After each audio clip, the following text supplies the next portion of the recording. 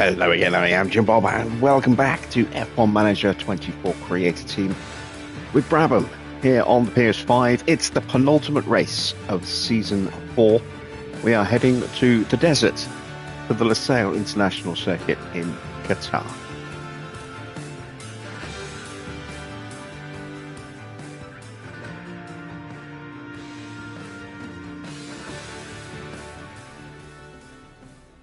And the title could well be decided tonight. Kimi Antonelli is 59 points behind Oscar Piastri. There are 60 points available across the next two Grand Prix and the sprint. Oscar just needs 2 points from tonight to mathematically guarantee that he will be champion. 1 point.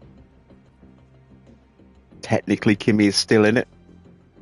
So, yeah, it will be almost inevitable that Oscar wins the title. But stranger things have happened. We have seen some crazy things happen in this game. Do I think we're going to get a triple DNF over the next 3 races? You know, the 2 Grand Prix and the sprint from Oscar? No, I don't. I really don't. But it's not impossible. There is a non-zero chance of it happening. So we'll just have to see. But in all likelihood, it's going to be Oscar winning the title, probably in the sprint. If I'm honest, he's probably going to finish in the top 2 or 3 in the sprint. So it's going to be a question, I think, of how close Anthony can actually get, and then we'll look and see how many points Oscar scored in the opening 5 rounds. Take those away, and that will give us an idea of just how much Kimi could have potentially won the title by. That will be very, very curious to see. Or we could theoretically just transplant George's points onto Kimi, and look at it that way as well. So, a few different options to look at. Let's start by checking the drivers. Looking prepped and ready as always. Oscar in exceptional form stat-wise. 5 stats at the 100 mark going into tonight's race. Fair bit higher than Kimi, but we've seen Kimi pull out some amazing results this year when he shouldn't have. So, not over. Let's take a quick look at the car. Don't have a lot of spare parts. As you can see, we are down to the last rear wing and the last side pod and the last suspension of the Spec 3. We didn't do a Spec 3 underfloor. So we still have plenty of spares there. Plenty of front wing, well, plenty of chassis and a spare front wing. We are going to be putting a complete freeze on building any more spare parts, so we will start rolling back onto previous specs if we need to. Why is it showing the Cadillac logo on the car there? That's weird. Yeah, we are running the DHL livery tonight. We ran the Cadillac brand last night. Oops. Damn it. Didn't mean to do that. It's the quickest and easiest way to fix that rather than going through the colours and loading everything. Yeah, we are running the DHL livery. Last night we ran the Cadillac branding. Tonight we're going to run the DHL branding, and then tomorrow we will be running the FedEx branding. The vote is still live on the channel. Let's take a quick gander.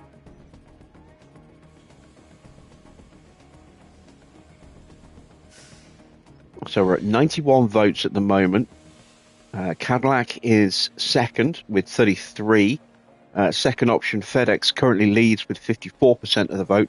DHL in third has just 13% of the vote. So it's highly likely it's going to be this livery, which, you know, I'm surprised it's so far off. I think it's a really nice, clean, tidy livery, and it really does pop off the screen. But yeah, it's It's looking like it's going to be FedEx. That'll be obviously the one that we run tomorrow. Cadillac's not out of it yet. That's the livery we ran in Vegas last night. But that vote will be decided after tomorrow night's Grand Prix. So we shall see which one wins. You can change your vote if you have voted already. And maybe seeing the car running tonight will maybe swing a couple of people towards a DHL. Who knows? Let's set our targets for tonight's race. 14th for Oscar, 16th for Kimi. Once again, we should absolutely breeze our way through those. Let's head to the desert.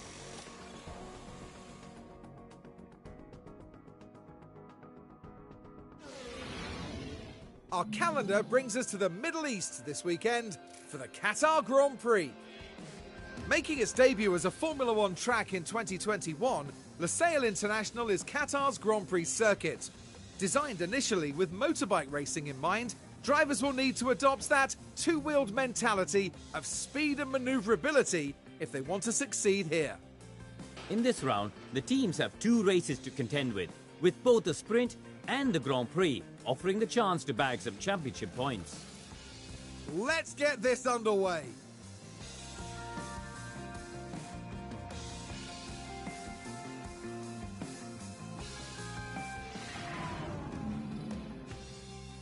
Evening Dino, evening JML.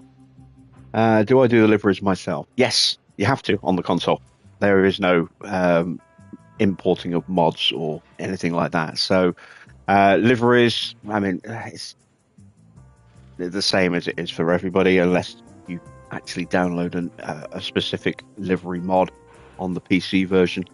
You have the standard list of templates to choose from, and then just apply the colors however you want. As for the logos, have to be scratch built. Can't import any logos on console version. So yeah, all built by me. There are tutorials to all the logos that I've built on my YouTube channel. They're in a playlist, so you can see all of them. We've got one for Cadillac, for DHL, FedEx, Honda, Lamborghini, Porsche, Volvo, Skoda, Ford. Ford is my magnum opus. That's my my very best work, I think. But yeah, feel free to check those out at any point. How you doing, Farrah? Good to see you. You are not a fan of FedEx, are you? Okay, that's fine.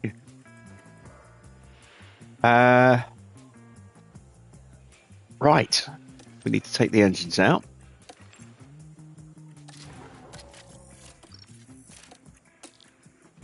We've got this one session to get our car properly set up. I'm trying to think how many laps of fuel I'm going to need for Qatar. I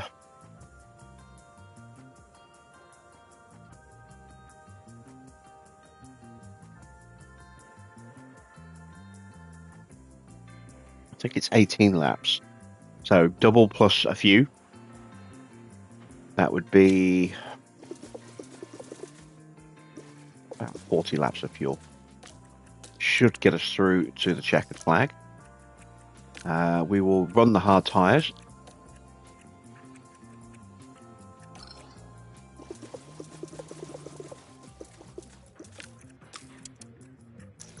There we go. Change the engine on Kimi's car as well. Oh. There we go. Evening Comet. Porsche Red Bull would have been a crazy collab if only they weren't greedy about shares. Well, they've got Ford. Ford are partnering up with them from next season.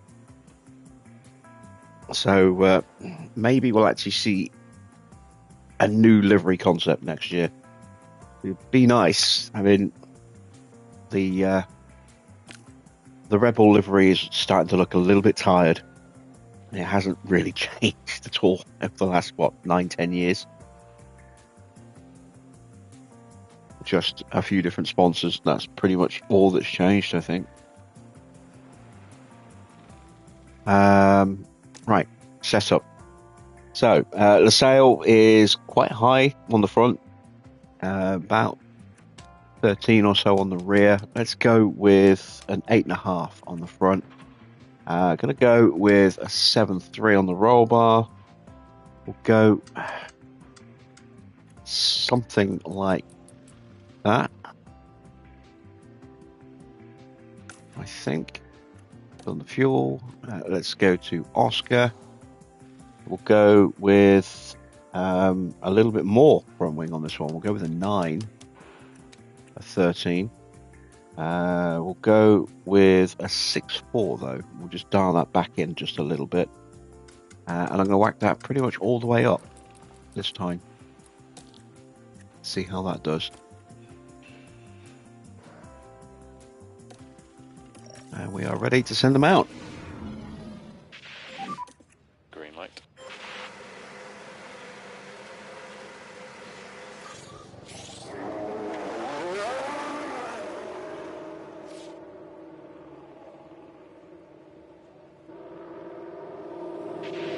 I mean, the most notable change they made was going from gloss to matte. Radio check. I think that's the most notable change they made. And that was, I'd say, nearly a decade ago, I think. And the car has remained practically unchanged ever since. Radio check. Radio good. Radio's loud and clear.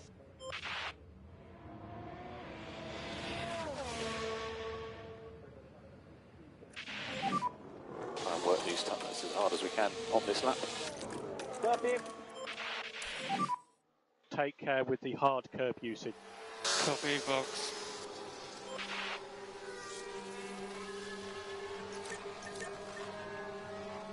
Victor Martin getting a run out again. Any other rookies running today? Freddie Vesti running for Alpine.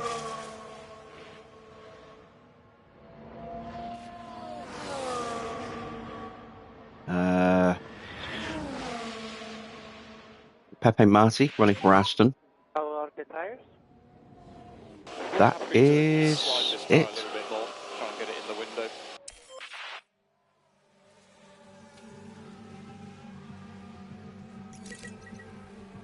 Top 5 best livery this season. What, this season just gone or the one that's about to start?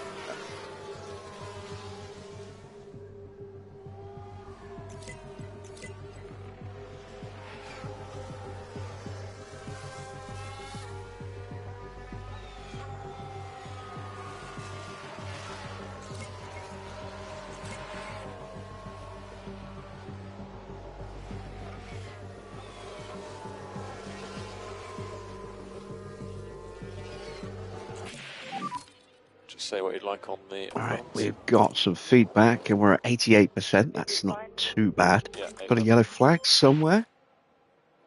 Is that a Ferrari by any chance? Oscar there. It is. Flags ahead. It's T, of course. Whoa! And around they spin. And that won't do anything to help those tyres. From F175 presentation, I would say, in no particular order, Understood. the Mercedes, the Ferrari, the V-Carb.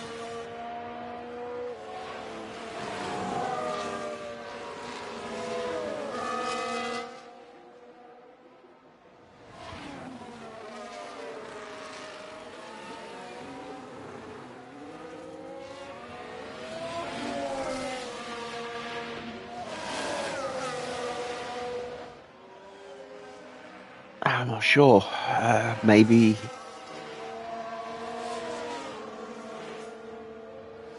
Well, McLaren. It's good livery. It's just a little bit boring because it's the same one. I suppose the Red Bull. I mean, it's a good livery. It's just it's old now. It hasn't changed. So.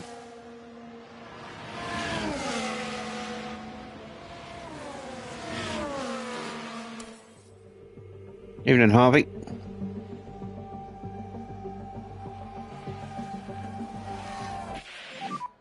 Surface temperatures currently looking quite low. Did I enjoy the event. Yeah, it was all right. It dragged on a little bit.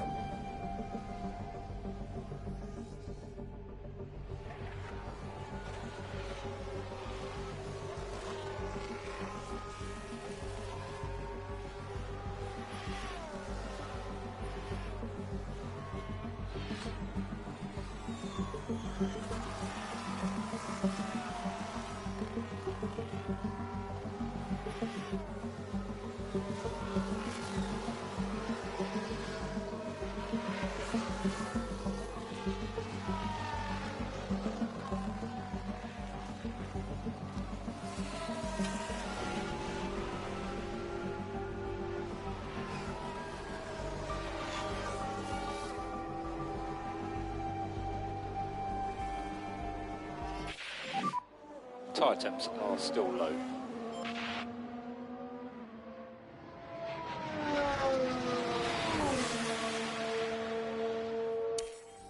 Oh, I never saw what Oscar's feedback was. Oh, 74. Ooh, bit of work needed there.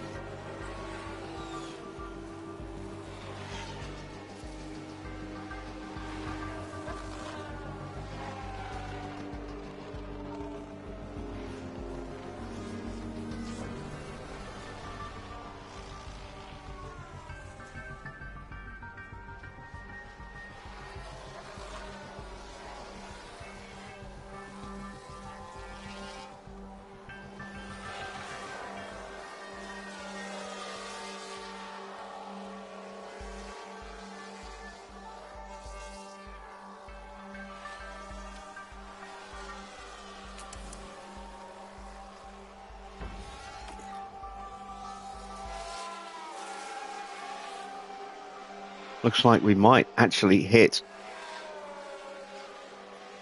100%.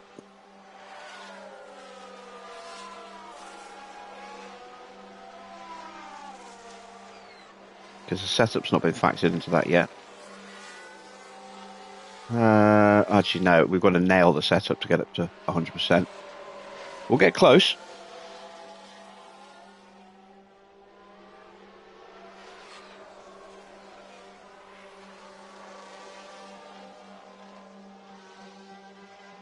Assuming that we can find a little bit of improvement.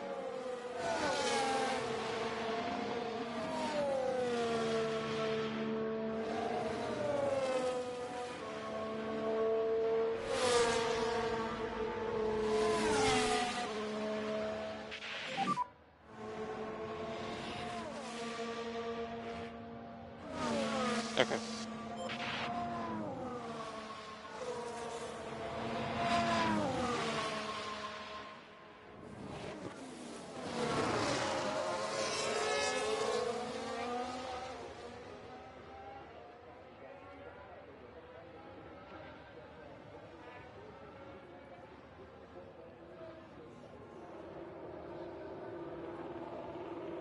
Well, you can always go through my streams and look at the 100% setups I've had, Barra.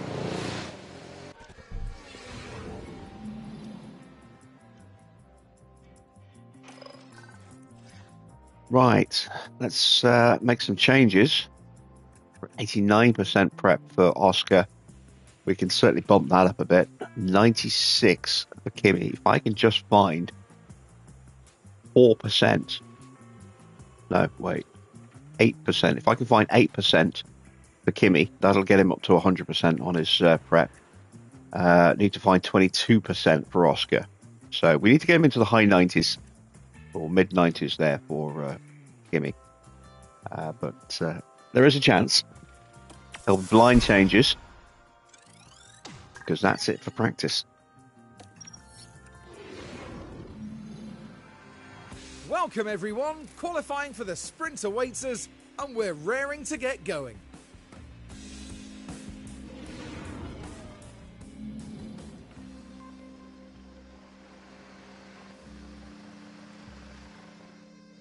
I am just one trophy away from my platinum now as well, which is the youngest world champion. So what I'm going to do is I'm going to create a backup save. from this, and then I'm just going to sim. Well, I say sim. I'm going to manually retire Oscar from the next 3 rounds from the sprint, the race, and then Abu Dhabi, so that Kimi wins a title, and then that will get me the platinum trophy. I've got everything else now.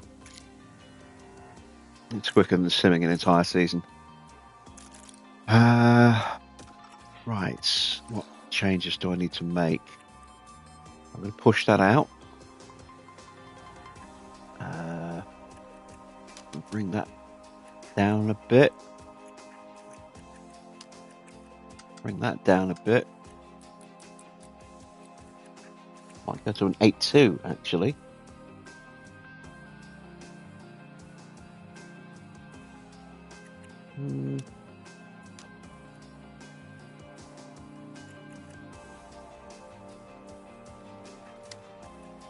Yeah. Let's go with.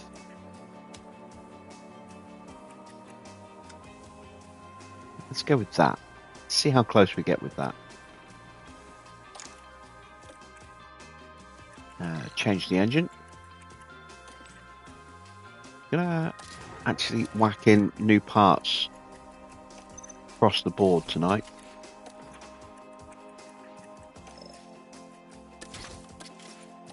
Because we've got spares, might as well use them. We won't save any money by not using them. Oh, now that could go either way. Ah, bugger.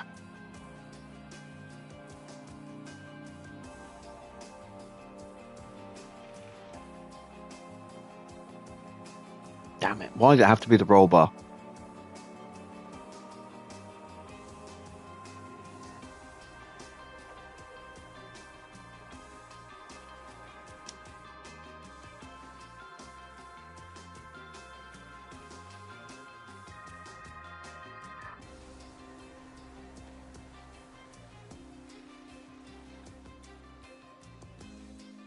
Yeah, we'll go with that. See what that does.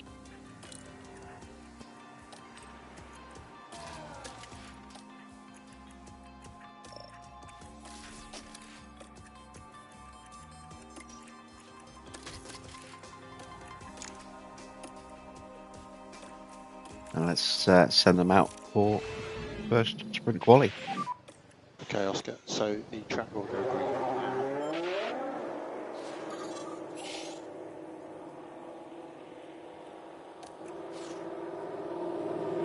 Porsche sneaking out behind us.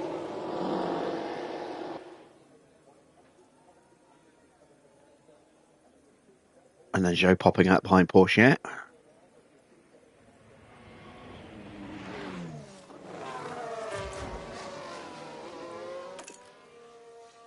Kimi's got some clean air, that's good.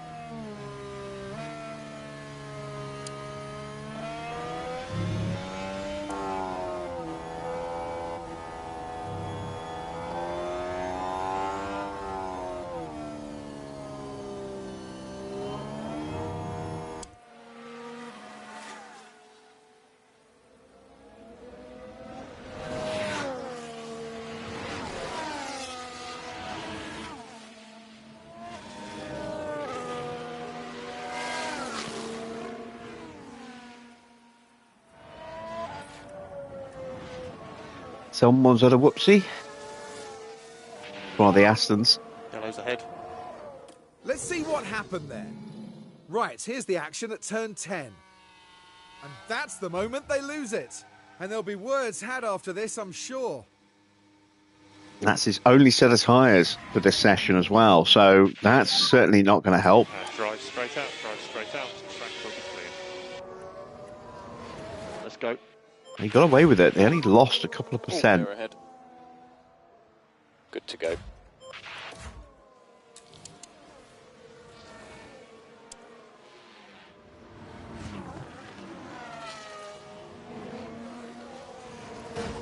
anyone coming out in front of Kimi.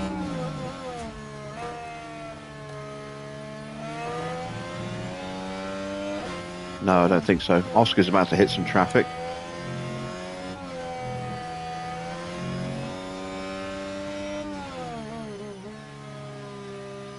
Gets past the Haas without any issue. Or the Ferrari getting away. Get out of the way. Yeah, we saw that. Oh, Antonelli having to lift in a big way there. That's not good. And again.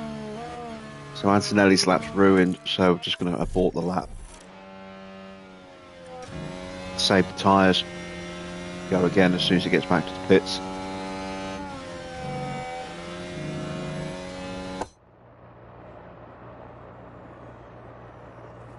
Around the final corner, and now the run to the line. Let's see what benchmark we can set for Oscar here.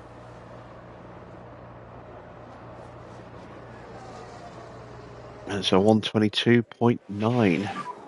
Currently P1. Pit lane. We'll find out how good the setups are as well now.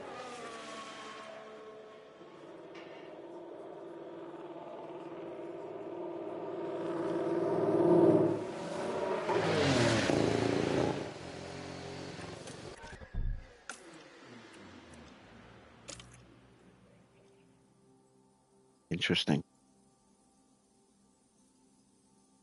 So I went the right way with the roll bar, but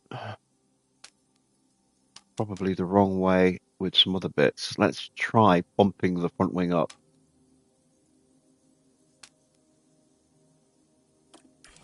Because I can do that without impacting Parc Fermé braking.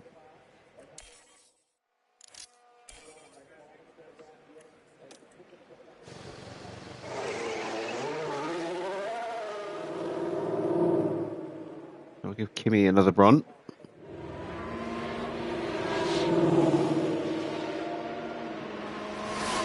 We are quicker than Leclerc. Ocon got held up.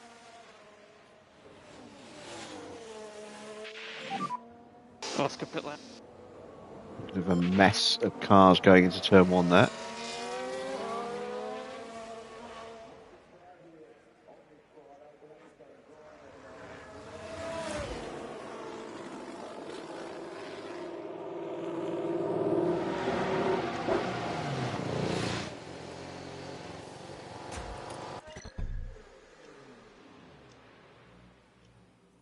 Again, not quite there.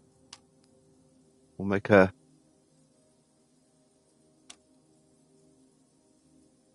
adjustment on the front wing. Just the one click of the front wing. We should, with that information, hopefully be able to fix it, or at least get very, very close after the sprint, where we don't have to worry about braking Parc Fermé.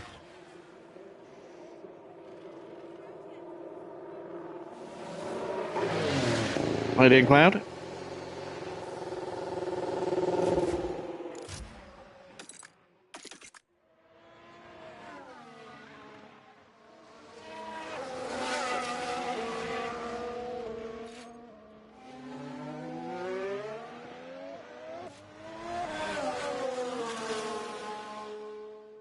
Yeah, not too bad. Spent the afternoon working on a new logo livery. Trying to recreate the classic West McLaren. Logo still needs just a little bit of work, but it's almost done. We just need to retool the S. Not happy with the S. All clear ahead. And then I just need to Good to go. re-space everything slightly. Reposition the lettering. But it's essentially done. I need to fine-tune the livery itself as well. Put some other sponsors on other than the West branding. But that's almost done. So that'll be the next logo tutorial going up on the channel. If I remember, I'll give you guys a sneaky peek at the end of the stream as we switch from DHL to FedEx for tomorrow.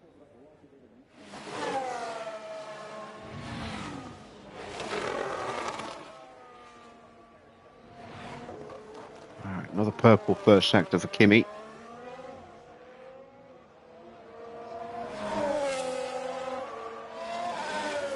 There is the potential to get a little bit held up at the end of the lap here.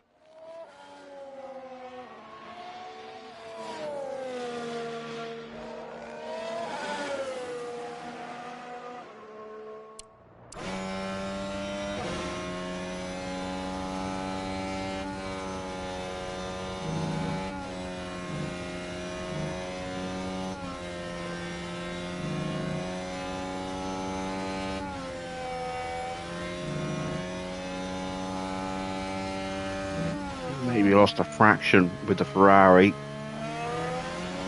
Sauber got out of the way nicely for us. Up to the line. And just 500 slower than Oscar. Yeah, we're happy with that. So that's it. We're done for this session. Yellow flag for somebody. So this is It's what Petit happened. again. We're watching the Ferrari. Oh, all right so far. On his outlap. And the Just car makes a fails to complete respond. mess But of the that's corner. just the risk you take. The later you leave it.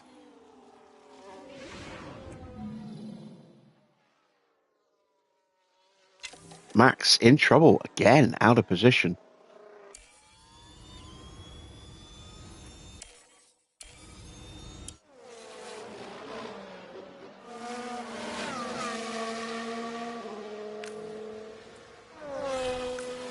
His season is not having the best ending.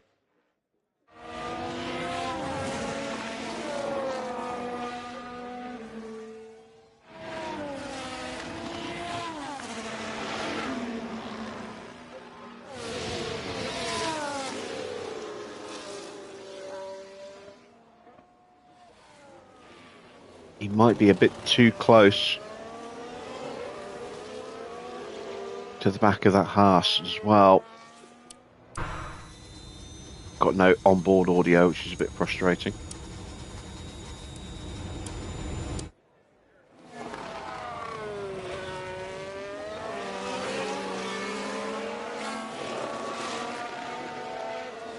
Oh yeah, the Ferrari drivers are absolutely on their last season. And the only question is, will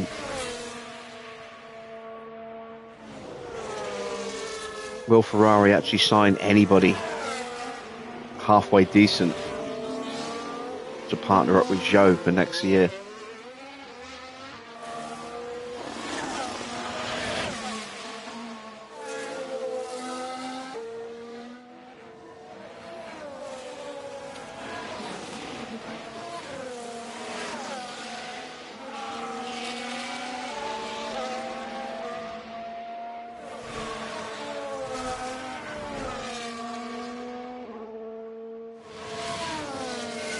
Sainz pops up into third. Valtteri goes fastest. Looks like he got a little bit of a slipstream off the back on the onto the flag there. This could be a good lap for Verstappen. Mori is through at the moment, but could get knocked out. Iwasa goes top. Max goes up to P4. Sauber looking very, very nippy again tonight. Maybe that was just pure pace then from Valtteri, because there was nobody in front of Iwasa. Could we see a Sauber front row lockout tonight? That would be extremely unexpected.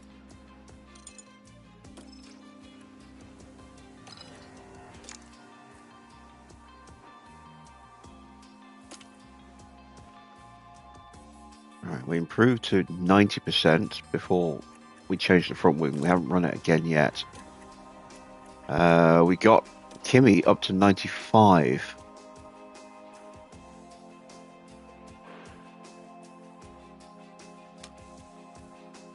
I think if I go back any further, it's going to break it too much. I can't go up anymore. So we'll leave Kimi like that.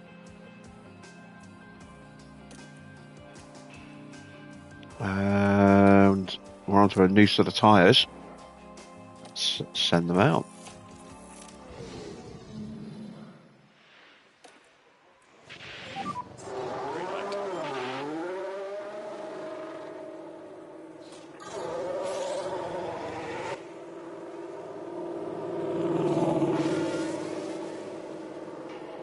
So Max will hit the track first, then Oscar, then Leclerc, and then Kimi. 4 big hitters, the first 4 cars out. And the rest of the field piling out now as well. Keep an eye on Sauber again.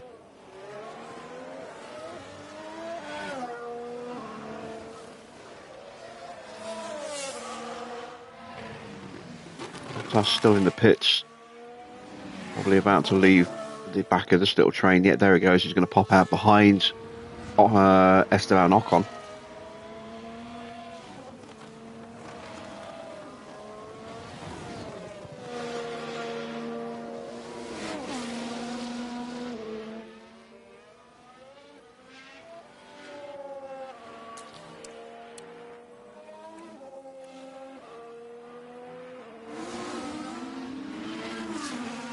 The whole field is now out on track.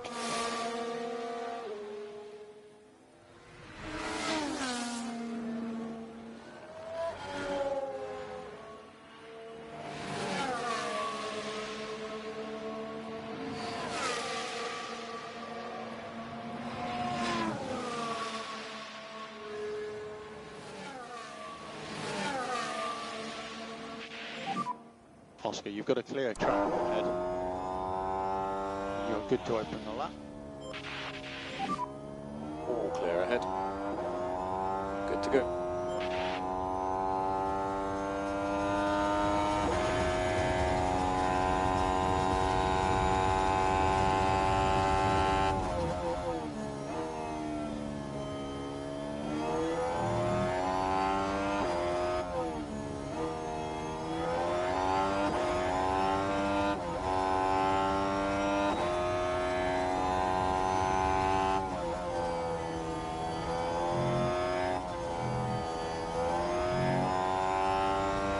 So Max is quickest at the moment. Still quickest.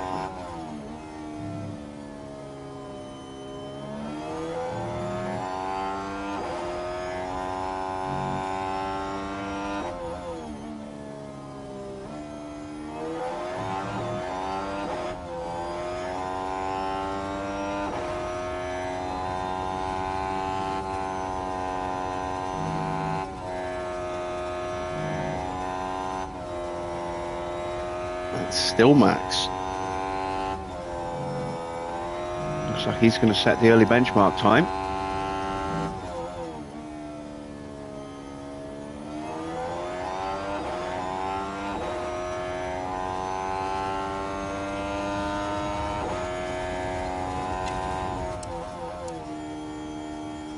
Half a second quicker. Ooh. Currently P2. That's a hell of a lap from Max. Antonelli has a good lap. Recharge on and Porsche as well. Porsche trying to hang on to the back of Kimi. Wasser goes P8.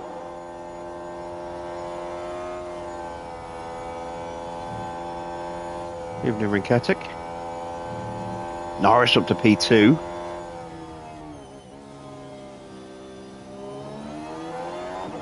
Definitely time to find for some of these other drivers here. Gasly a little way off the pace. Ocon goes up to P3 now. Bottas P8. Iwasa's now down into 13th. Both Mercedes currently in the top 10, separated by just 100th of a second.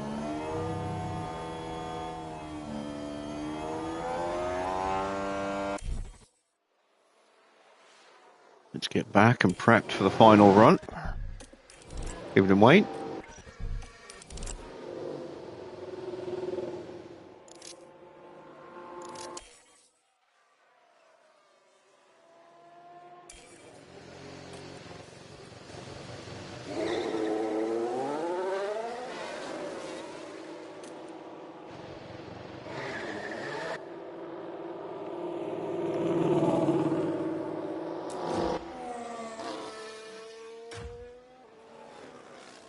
This time it's Norris looking for the cheeky slipstream.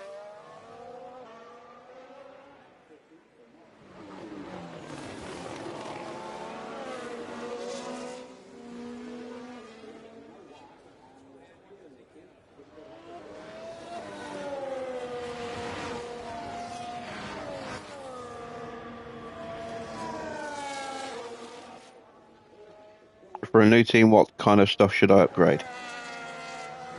Helipad, tour centre, team hub, race sim. If your factory is only at level 1, factory should be a priority, because otherwise that would be a huge bottleneck for you.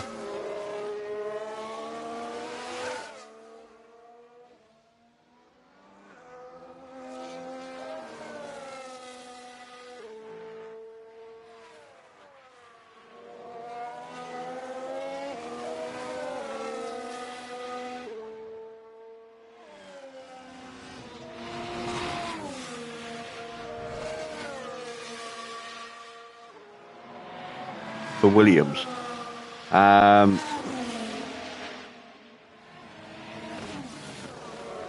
In general, your priority should always be sorting out the facilities as quickly as you can in terms of like the Good gap in front. page 3 facilities. I generally don't tend to really pay too much attention to the weather center, because even when it's fully upgraded, it's still never 100% Good accurate, to go. really. Weather can still change outside of what prediction says, so I never really worry too much about the weather center. Boardroom is good if you're struggling. An upgrade or two there can certainly help keep the board off your back. But yeah, tour center will bring in extra cash every week. Helipad will increase your sponsor payouts slightly, not a huge amount, but fully upgraded will give you an extra 5% on your sponsor payouts at the end of the race.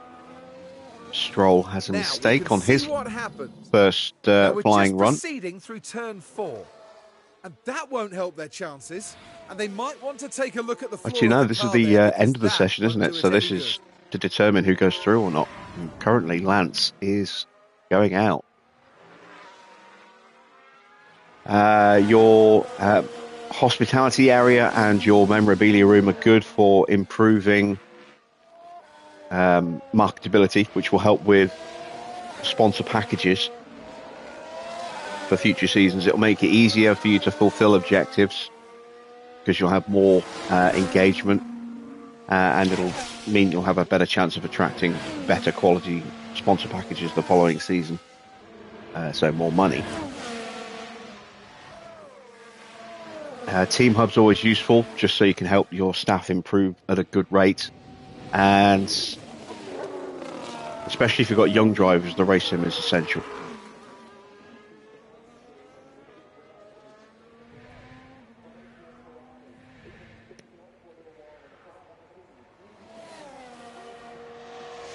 So Max currently is the quickest. Antonelli goes through in second. Piastri in fifth.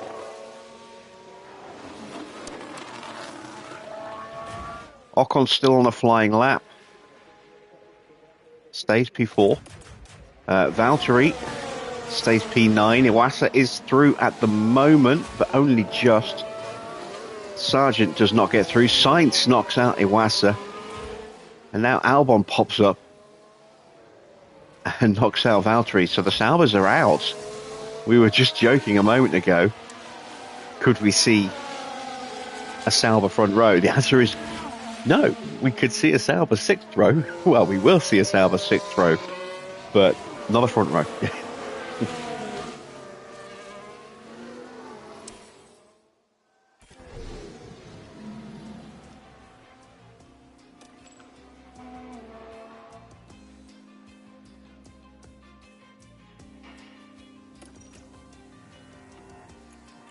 Oh, made the car worse. So we'll put that back up then.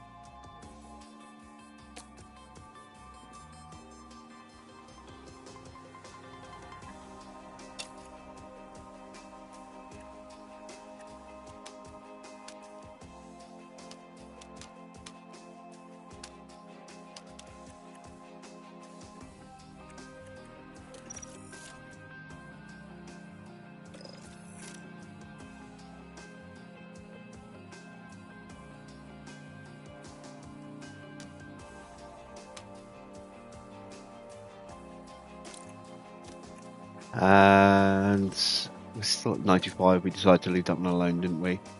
Right. We're going to do manual control. We're going to go 2 laps.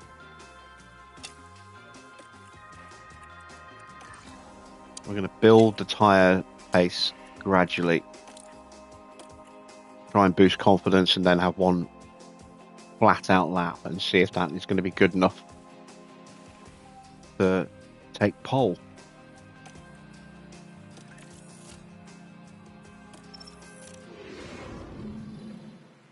Timing is going to be critical here because we'll get a couple of cars popping out early.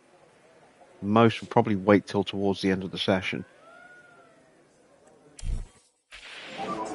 Sessions should be starting. There goes Charles Leclerc. Or share. Gasly, Albon, Ocon. So half the grid has gone out already.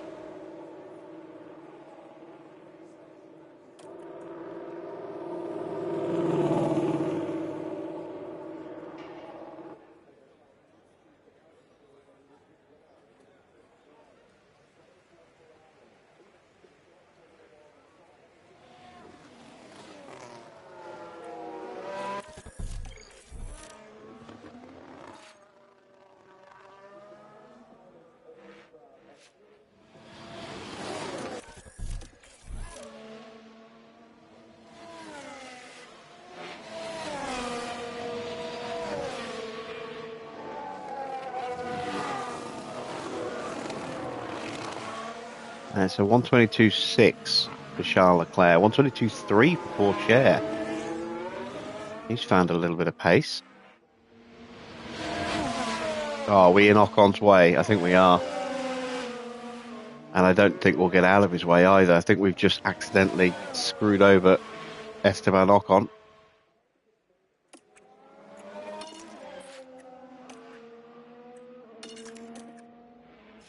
Oh, there we go. He goes through.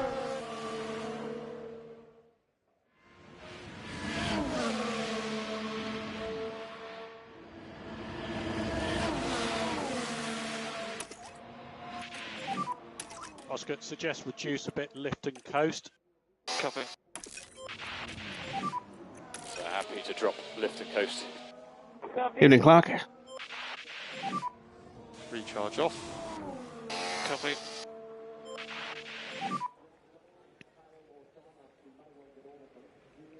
Copy.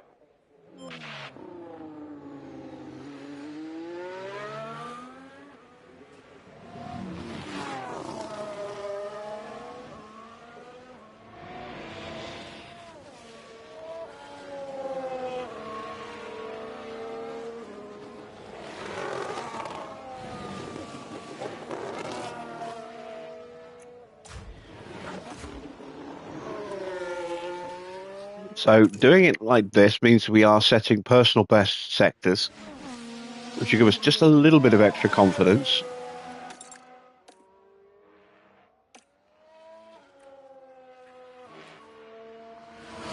But more importantly, on a track where tyre temps are problematic, we are gradually bringing that pace in. That is a mistake for Max, I think. Yeah, Max's lap is busted. Here's the replay. Big lockup for Right, let's Verstappen. have a look as we go into turn 4. Well, you can see the lockup.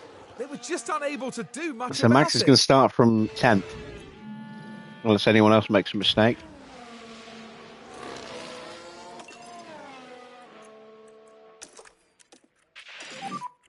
Use overtake. Yep.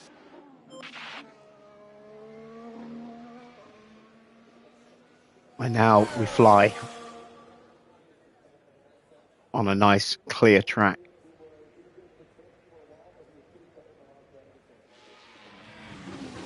Tyres, we didn't actually quite get them up to temperature. I was a little bit too conservative.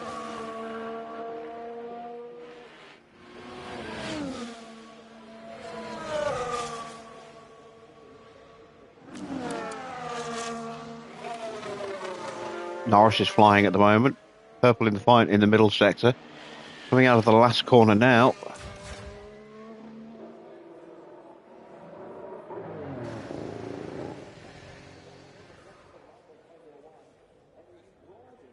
Norris goes top with the 122.3, just ahead of Pierre Gasly.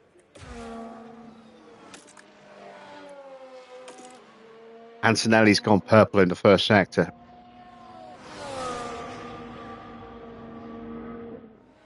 Oscar's now purple in the middle. Looks like we could lock out the front row potentially.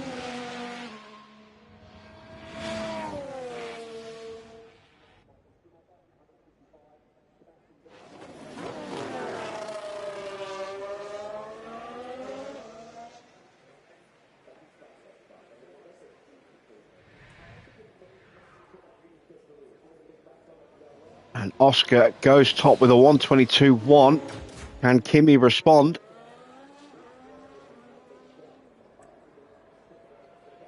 He goes second, 63 thousandths behind. What can Sainz do?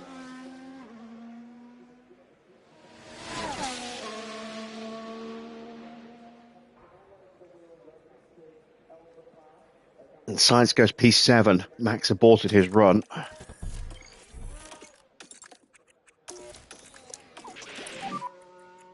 Everybody recharge on. And we have locked out the front row.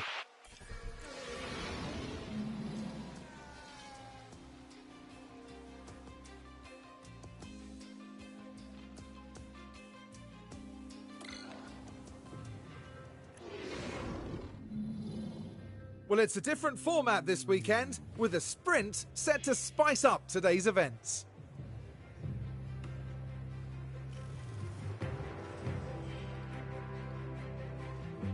The prospect of bagging a few extra points is certainly going to spur these teams on to fight competitively and finish in the top spots. But just who will be the fastest around Lusail? We'll find out in today's sprint. So a reminder, 1 point means the title could still go down to the very, very end. If Oscar gets 2 points or more in the sprint, he is world champion.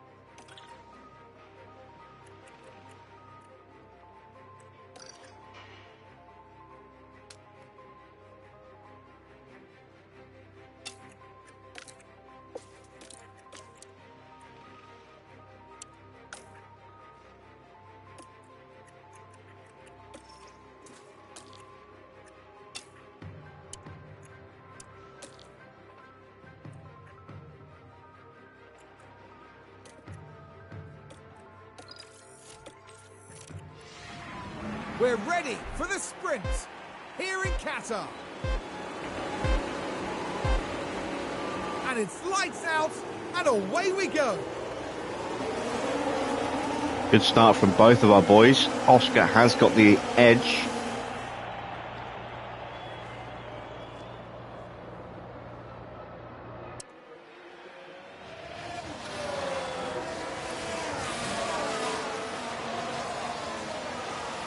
Oh, crash for Ocon. Oh, big crash. What has happened? Ocon made a mistake and then I think he got punted. Woo, look at this.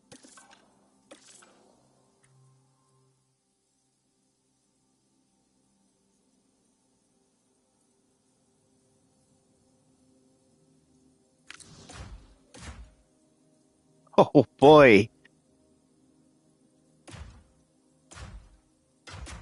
This might be red flagged.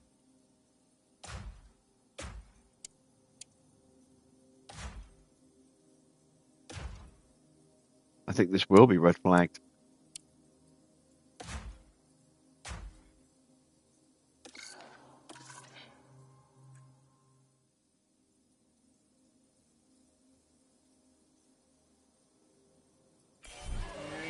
Oh, maybe not.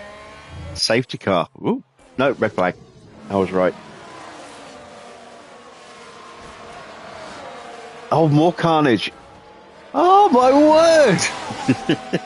What's an idiot? I was wondering what happened.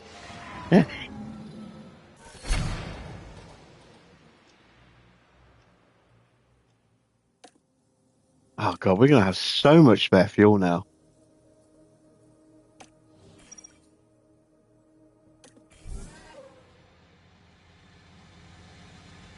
Only 2 cars are out. And it's a standing restart now for the sprint.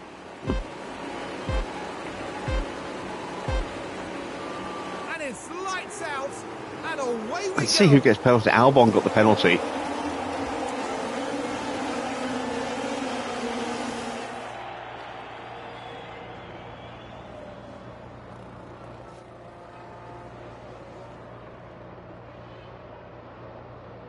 And Norris now, this time, goes on the offensive on the restart. Keep your head down. So Gasly car behind.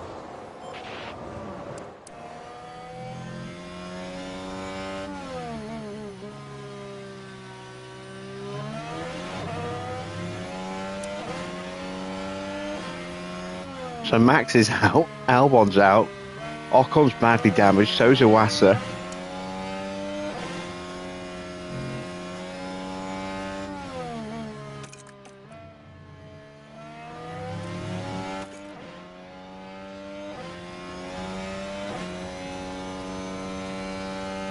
Norris is all over the back of Oscar here.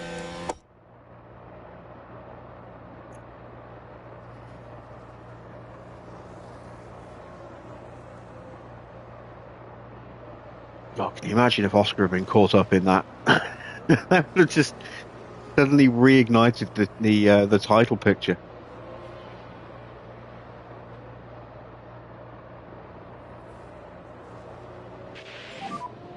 DRS has been enabled. It's currently P3. Side by side through So turn Norris 1. is the next car. Yeah, 0.8 ahead. Ocon behind. Oscar holds off Lando there. 0.2. And that's allowed Antonelli to get right back in there.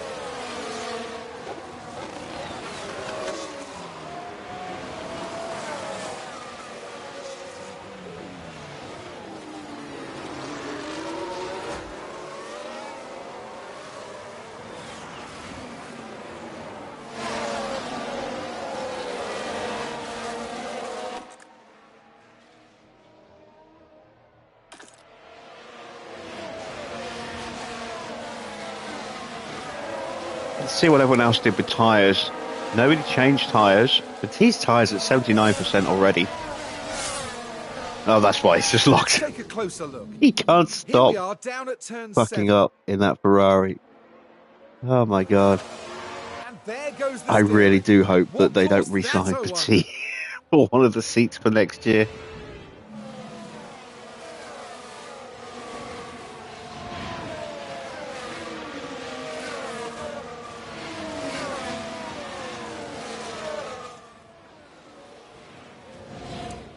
We are still yet to use our batteries.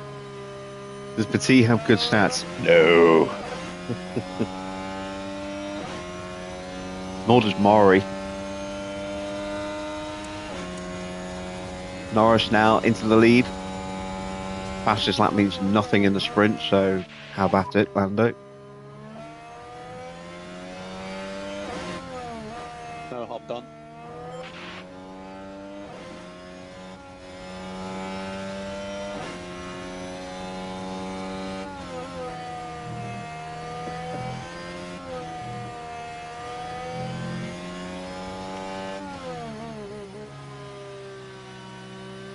Evening, Tony.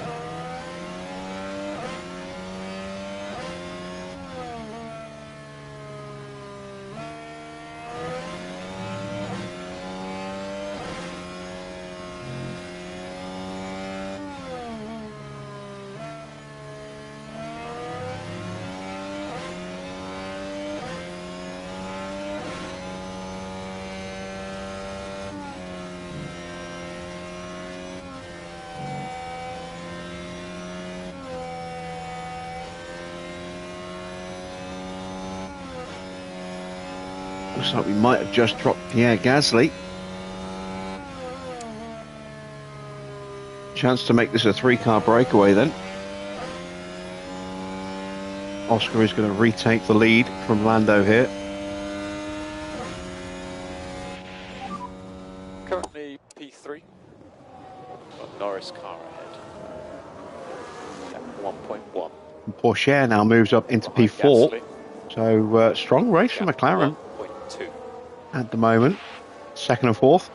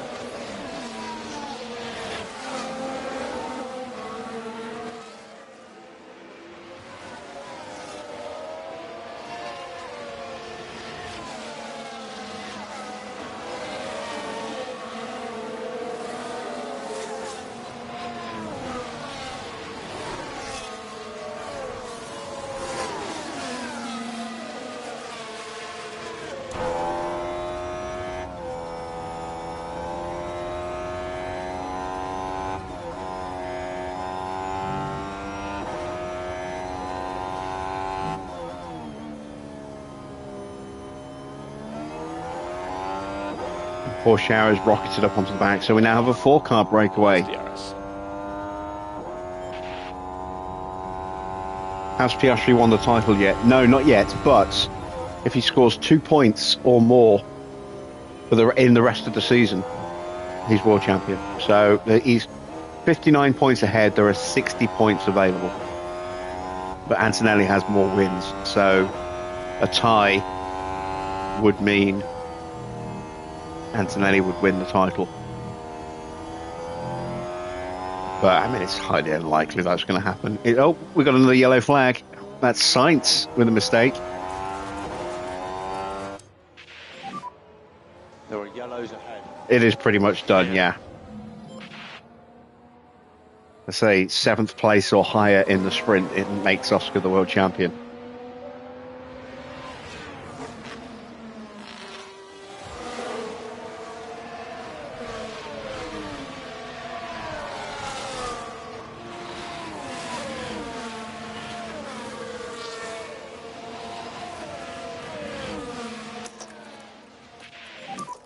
Use overtake.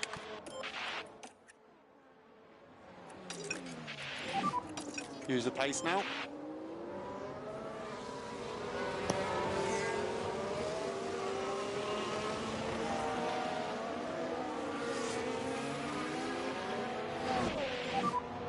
Yeah, he did get DRS.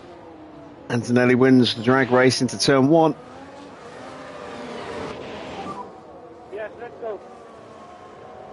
Nice job, really nice job. Norris hasn't given up yet. So Piastri next car. But now we slot through. That's cost us a bit of time against Oscar there. Going side by side through the opening corners.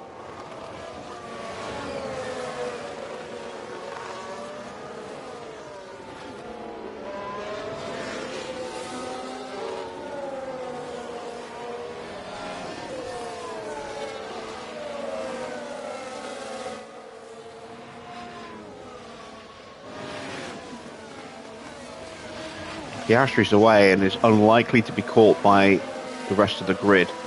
It's all down to whether Antonelli can just edge up onto the back of him now once he breaks away from Norris and co.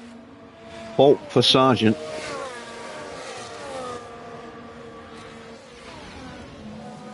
But the car's definitely not happy. Surely some...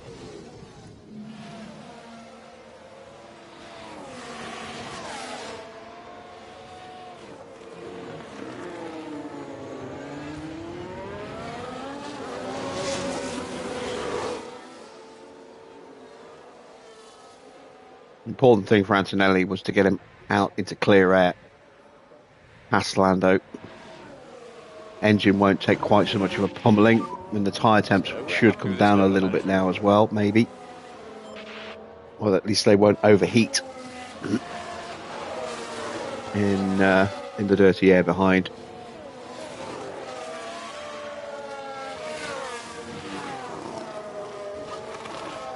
Gap is 2 seconds. Both drivers in peak confidence.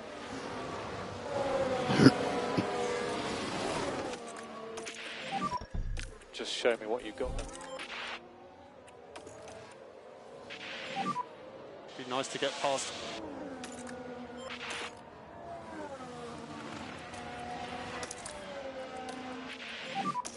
Your recharge on is good. Pack is low. Charge the pack.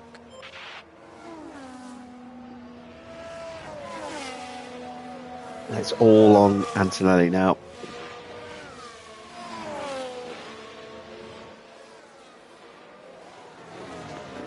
Oscar has complete control of the championship. He doesn't even need to win the sprint. I say, if he finishes 7th in the sprint, he's world champion. If he finishes 8th, he's all but champion. It's still mathematically possible for Kimi, but that would then require a double DNF for Oscar and Kimi to win the last 2 Grand Prix. And then he'd win it on countback.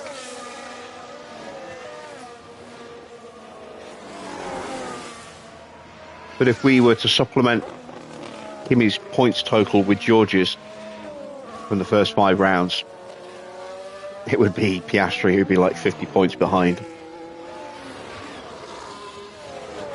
That's how strong Antonelli has been since he came into the team.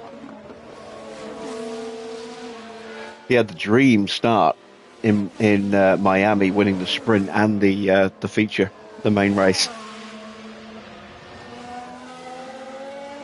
I think he got the fastest lap as well. Some feedback on the tyres.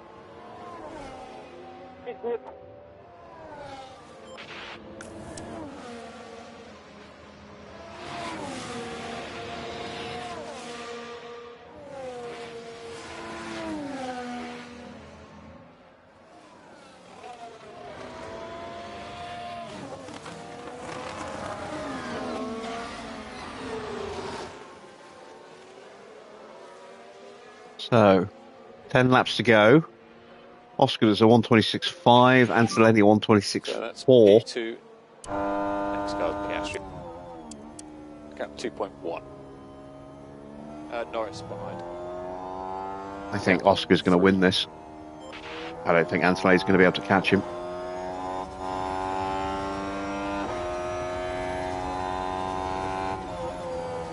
We should slowly eke away from the McLarens behind as well. Fault for Van Dorn. Deployment didn't work. Some battery issues for him.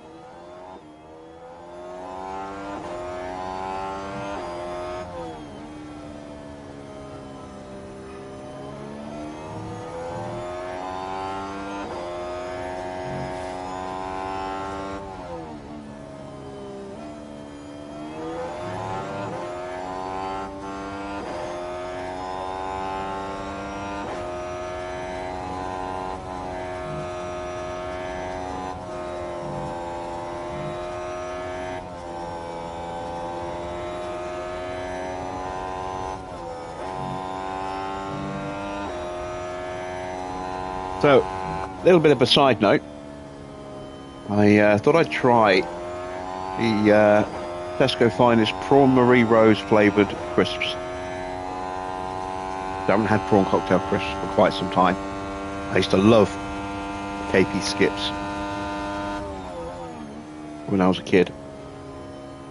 And was not prepared for just how strong the flavour is. My tongue was screaming after about 5 minutes of just nibbling away. I think it might take me a few days to pick my way through that bag of crisps.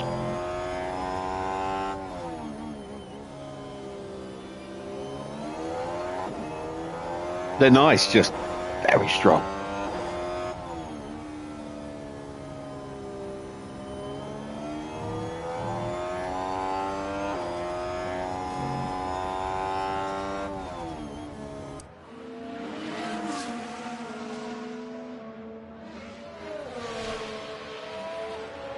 Oh, we have another yellow flag.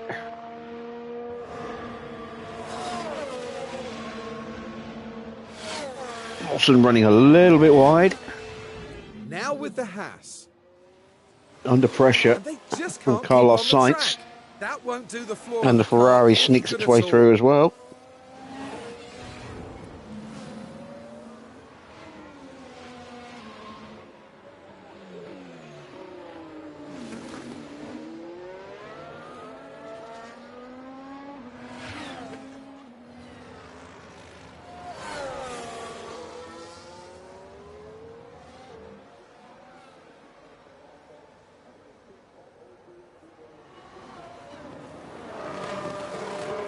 Gap has come down by a tenth over 2 laps, so it's not looking like Antonelli's got the pace to close the gap back up, and it's gone back up by a tenth now, so they're so evenly matched in terms of lap times.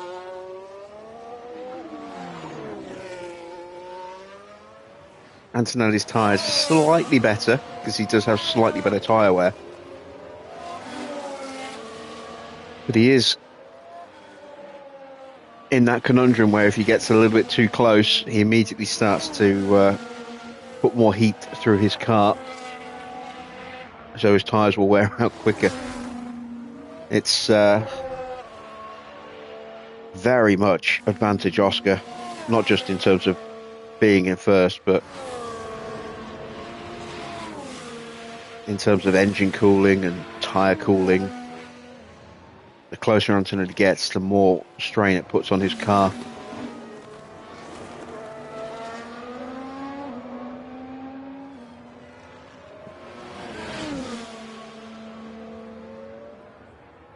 Do we have any battles of note?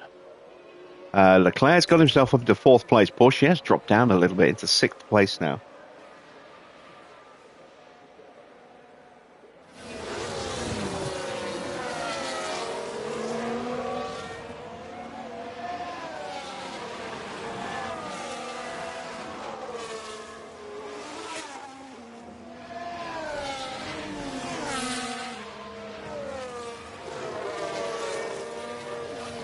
Could be a chance for Leclerc to get himself into 3rd.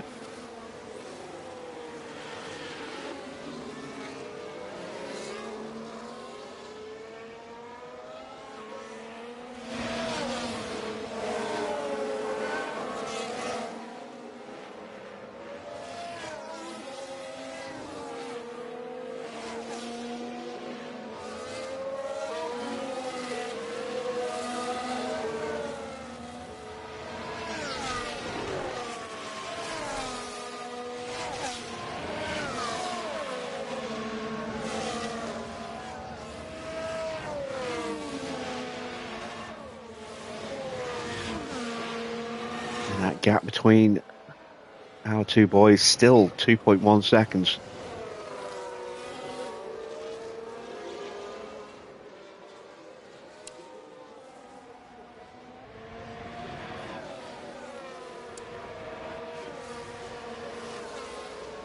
Here comes Charles. Can have a look at the braking zone. Backs out of it. He's on soft tyres. Let's take a look at his tyre wear rate. In fact, most people put on a fresh set of softs by the look of it, maybe.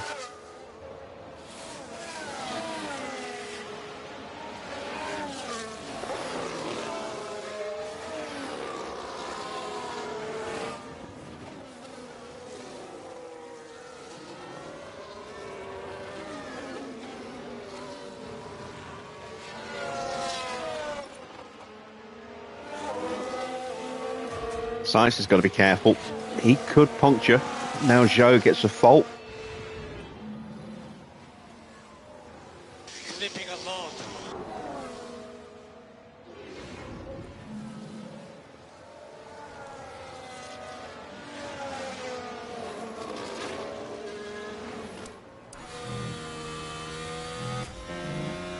Go back to Kimi. Gap's now 2.2. Just threatening to start stretching a little bit.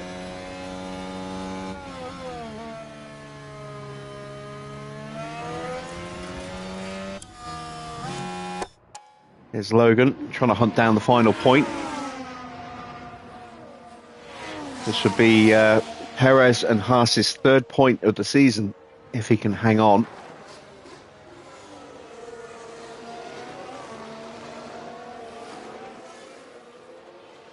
Lawson's been very disappointing this year, although, to be fair, the car has been pretty abysmal all season long. And I think it's fair to say that Perez is only up there because of the big carnage that happened on the first lap at turn 4.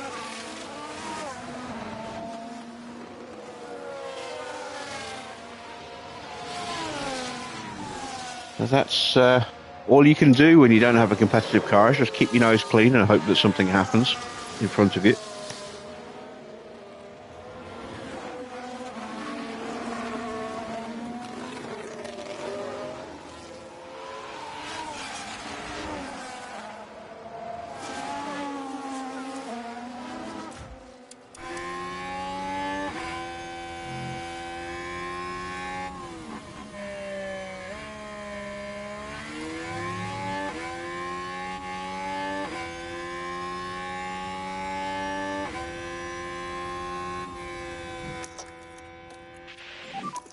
Use overtake. Yep. 3 laps to go.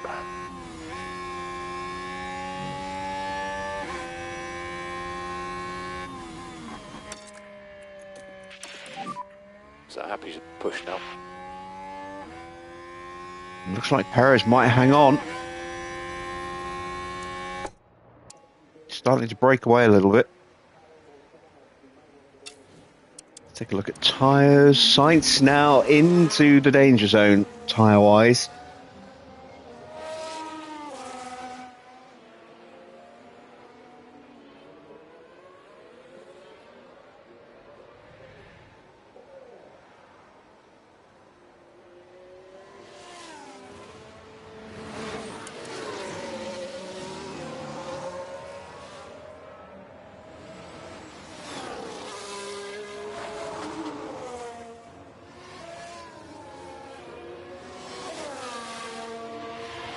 This really now is the only real drama that's left in this sprint, is will Sainz's tyres explode?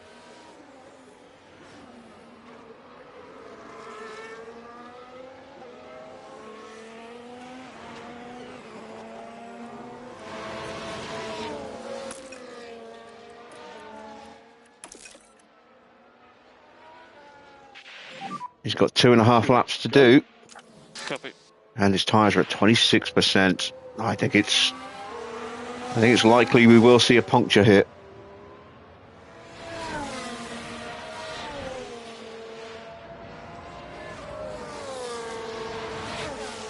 Or an emergency pit stop.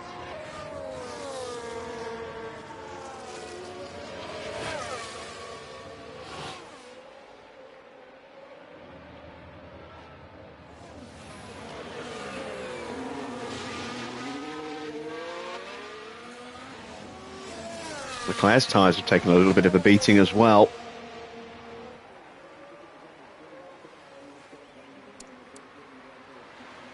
He's dropped away from Norris. Perez now 2 seconds clear of Sargent.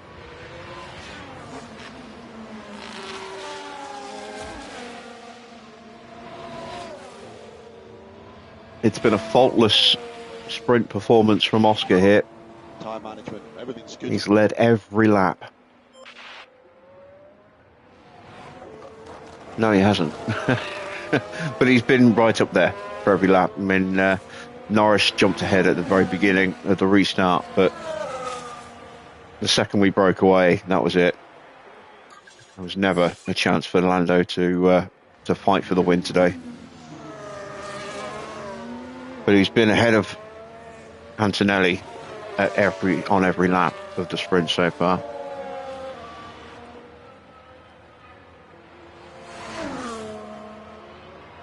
Into the final lap.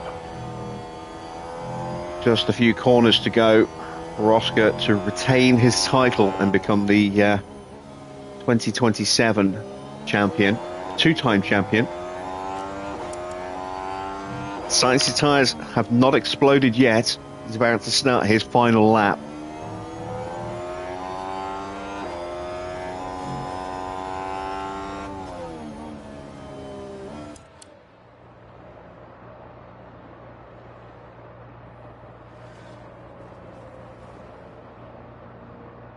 into the final sector.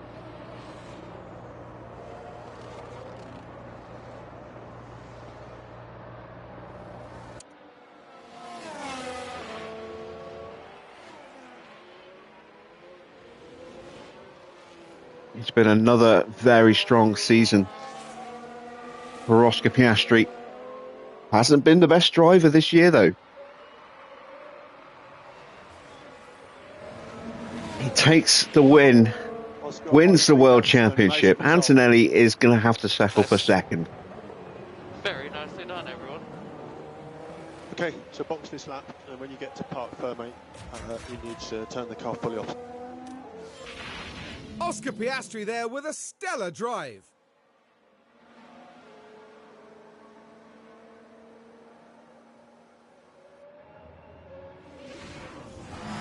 What an outcome. They can go into the race full of confidence now. Well done.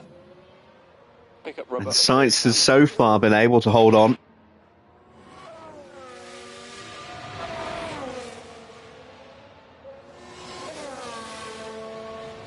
Just a couple of corners left.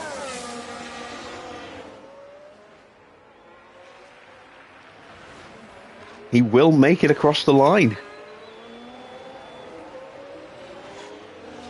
No, his tyre punctured. And he still finished ahead of Iwasa. Yeah, he just gets ahead of Iwasa. His tyre punctured coming out of the final turn. Ran them right to the rim. But that's it. Antonelli has been the better driver since he joined the team, but it is Oscar who is world champion. And with that, those 5 races where he had George for a teammate proved to be the most consequential races of the year. Had Kimi been able to join earlier in the season, even just 1 or 2 races earlier, if he joined 1 round earlier at China, and he debuted there with a win and the sprint win as well, and the fastest lap like he did in Miami, who knows how this year could have gone. But confirmation then of the sprint result. Oscar wins with the fastest lap as well. Not that the fastest lap really matters. He is the world champion. Antonelli is second, finishing with 7 points. Lando takes third ahead of Charles Leclerc in fourth. And it's Gasly from Porsche, Valtteri getting another couple of points for Sauber, and Sergio Perez gets another point, his 3rd point and Haas's 3rd point of the season, beating out Daniel Ricciardo, Logan Sargent, Stroll, Van Dorn, Joe, Tsunoda, Ocon, Sainz, Iwasa, Mori, Lawson and Petit. 2 retirements, Alex Albon and Max Verstappen both caught out in that massive shunt on turn 4 of the first lap. Albon will have a 3-place penalty added to wherever he starts. Our weekend continues with qualifying as the drivers fight it out for a strong grid position. At Lusail, the key factor in qualifying is timing. Track evolution is huge at this circuit in the desert, and drivers need the optimum track conditions as much as the best car setup to get a good qualifying result. Now, Karun, you and I were actually just talking about that man there, Max Verstappen. How do you think he'll be feeling today? They set a great lap in practice, so you can only imagine how good they're feeling going into qualifying. But the big question is, will they be able to keep this performance up? So don't go anywhere, folks. It's nearly time for qualifying.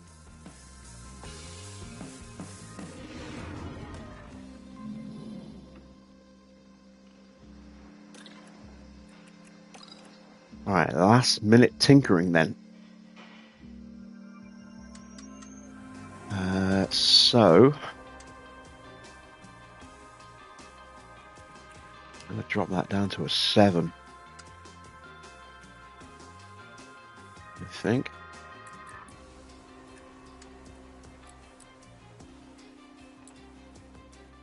Let's go with that.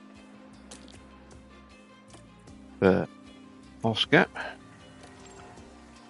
And then for Kimmy.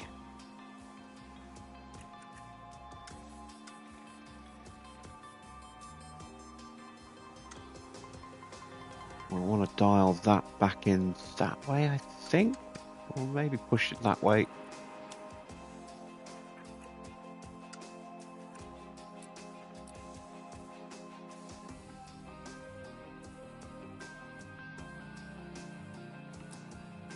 Try that. We will go with the medium tyres. Like that. And we are good to go. Let's send them out for main qualifying. Green light.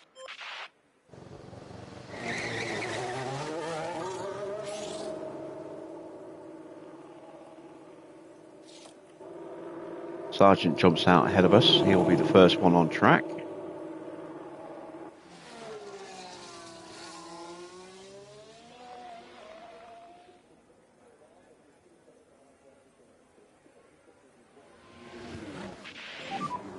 And we want to generate some temperature for this outlap.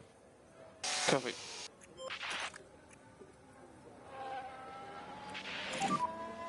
Wake up those rear brakes. Copy.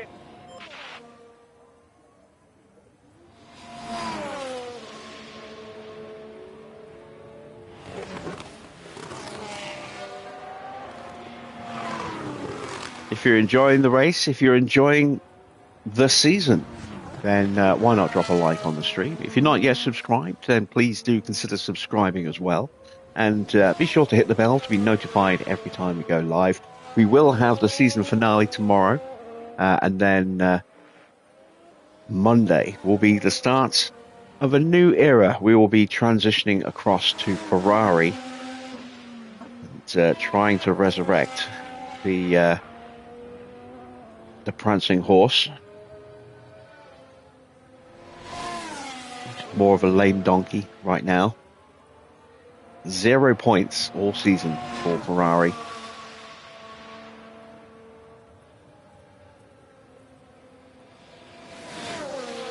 And I shudder to think just how bad the facilities are going to be when we take over. Just how much money we're going to have to spend to bring the team back up to code, so to speak.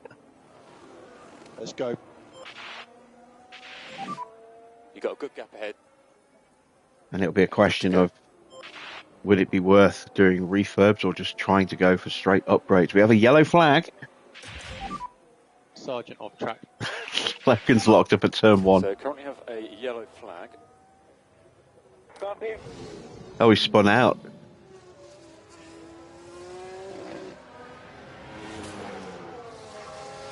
There's a car off T1. It's a car off T1. Yeah, it's you.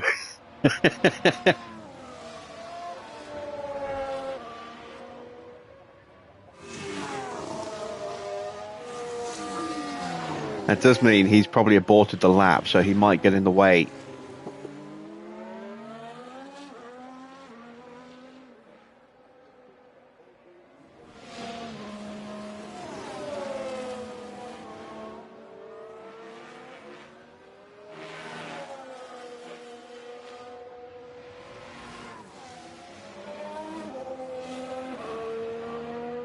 Antonelli is slightly quicker in the first sector. Coming up to the back of one of the McLarens. Not a great spot to catch a car either through here. Does get out of the way, but it does slightly compromise Oscar there. Antonelli faster in the middle sector as well. It's only the first session, so it doesn't really matter. Someone's gone quicker than us in the first. I get the feeling that's the Sauber. Delta negative at the end of the lap. 123.1 for Oscar. Antonelli is a 123.0. We're on the mediums as well. Just get that delta negative, please. So, just coming through now. The top soft times will definitely be quicker than us. That still might be good enough to get us through.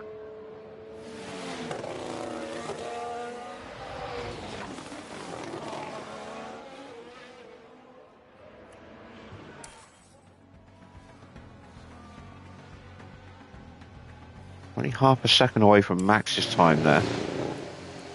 We'll prep a set of softs. Right, actually, we'll just do a run on these softs we used in SQ3. They're supposedly half a second quicker.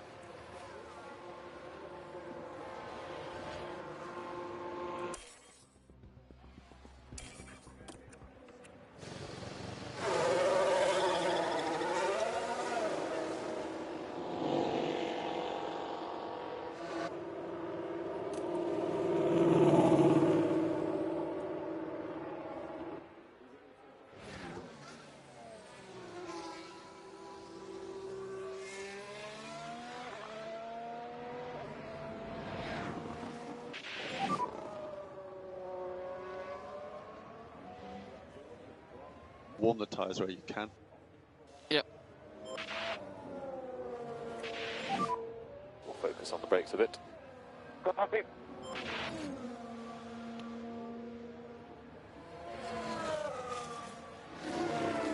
So it's going to be a slightly anticlimactic finale to the season, now that the driver's title is settled, but then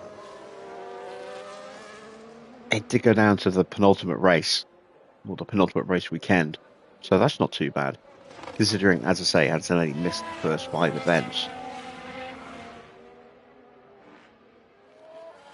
I think it's pretty much done and dusted for third place now with Leclerc as well. I mean, mathematically, I think Max could still catch him. He's, 36 points behind. There's definitely points available. There's still 52 points left. And that's assuming that these totals are accurate.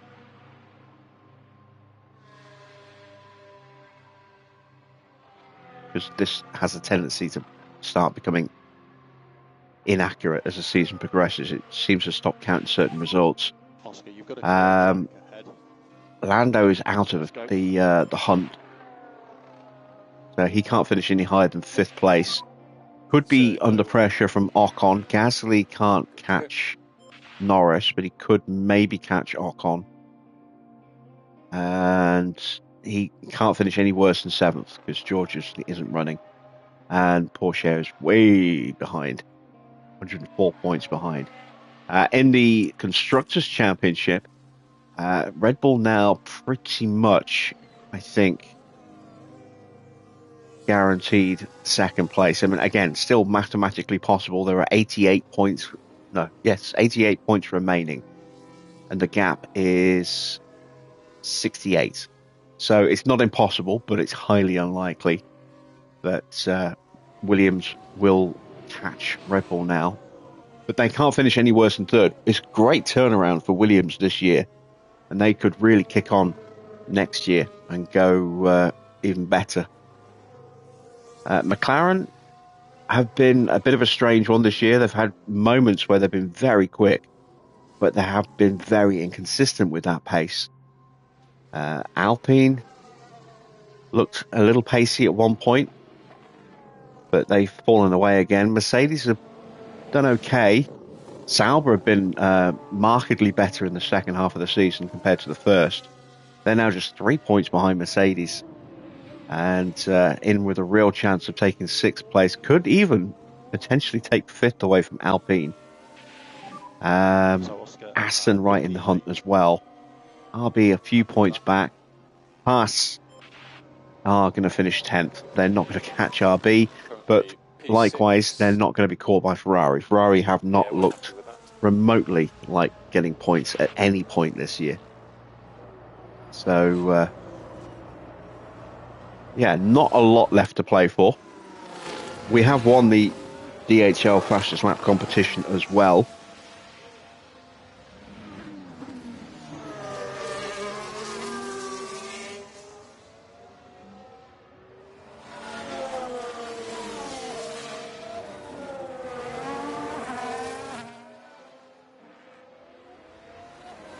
but we can't see that leaderboard until after the race to see what's going on with the rest of the places. Did we actually improve? We might have been held up. Let's have a look. Oh yeah, we were 4/10 down in the final sector, having been up 3/10 in the first sector, 10.5 in the middle sector. Antonelli got held up in the first sector. He lost 7/10. Was up 2/10 in the middle. Up a tenth, well, up just under 2/10 in the final sector. But yeah, we didn't improve because we got held up. So that's frustrating. Stop in front of But our we are garage. comfortable enough, I think. We don't need to run again. Stop on your marks and switch off.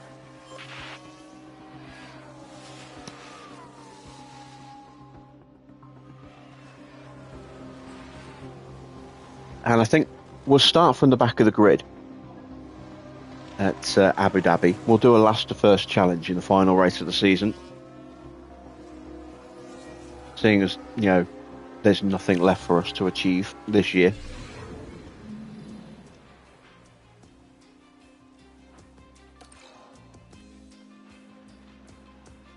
If I'd thought about it, I would have done the same.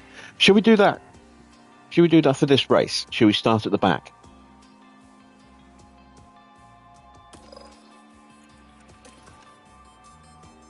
Because I can make some tweaks to the setup here to break Parc Ferme.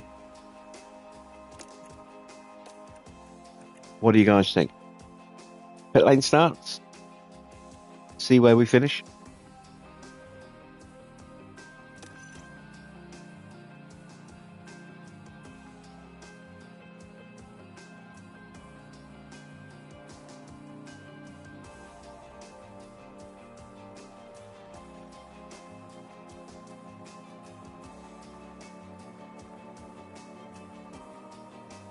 Oh, we're not going to sim it.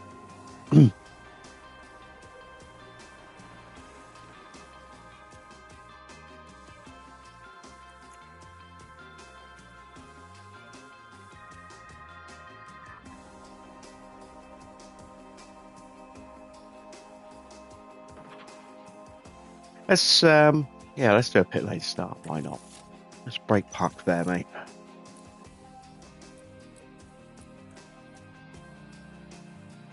Right, which way does this need to go? Let's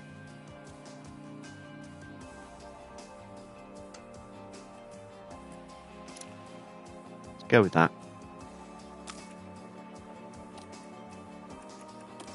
And then I want to go to a 6.5.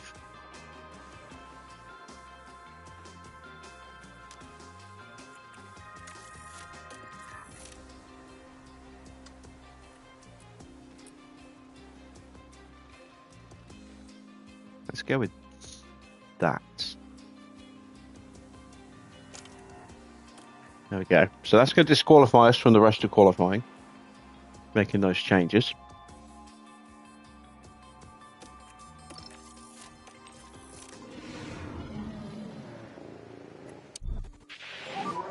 Green light.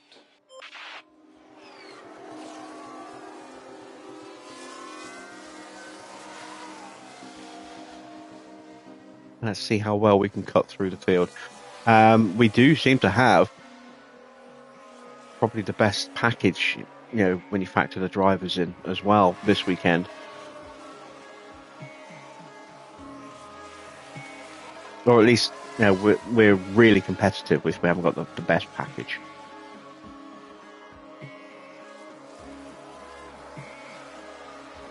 Sainz currently on top. Max in the drop zone.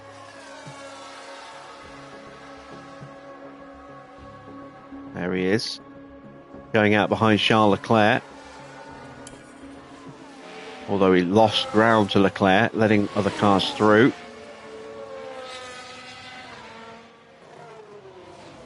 Norris looking very quick again. Topping the leaderboard right now. Sainz going for another run.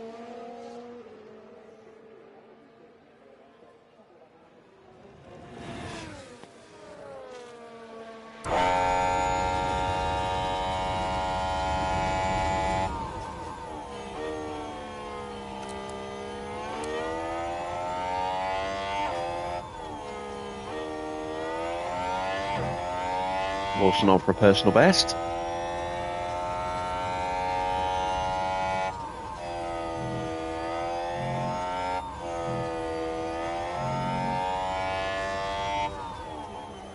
And he goes P11, just misses out getting into the top 10.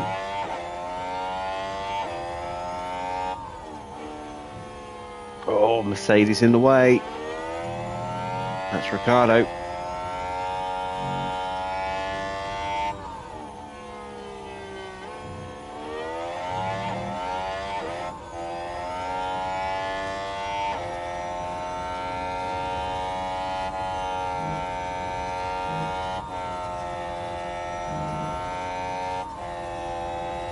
Iwasa pops up into second place, once again showing some blistering speed. That will get him into the top 10 shootout. Valtteri might not make it through here.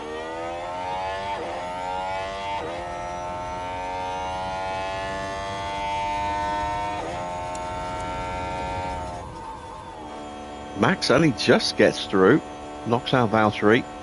Gasly about to cross the line. Gasly's out.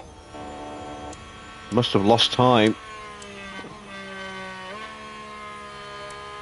It's Perez behind, I think. I don't see the driver number on that Haas. Oh, Haas has got a penalty. Why is that? Is that for a new part?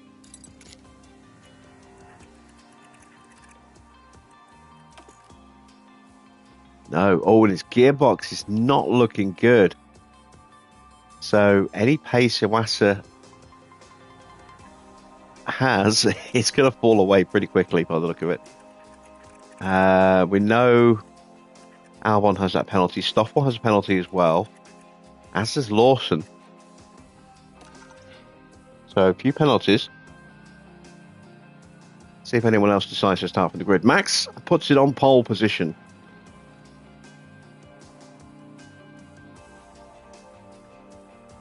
Without a time, apparently. Weird.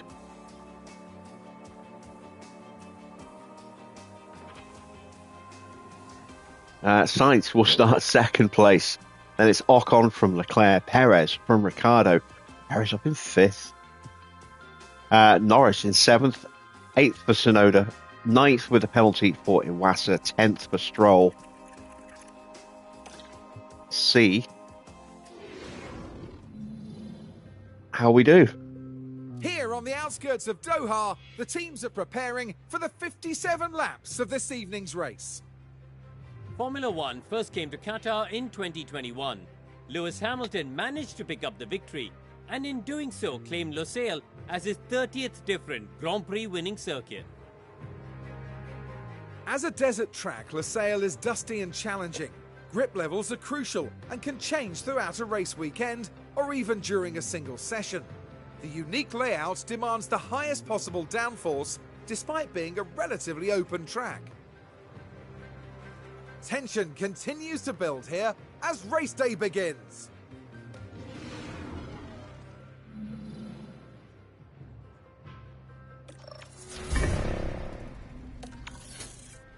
So, we didn't get the chance to test those changes to the setup.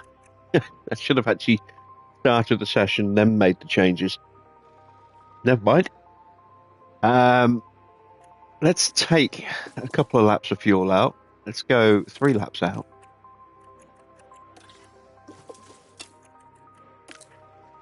We're going to start on the mediums, I think.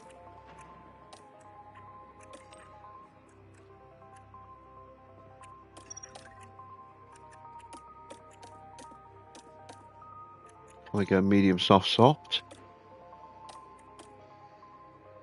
Yes, we can.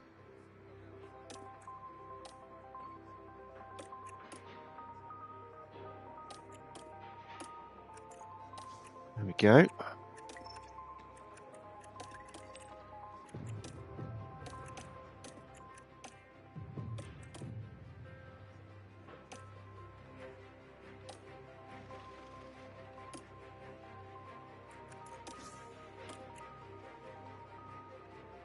And we will send them to the pit lane for the Qatar Grand Prix.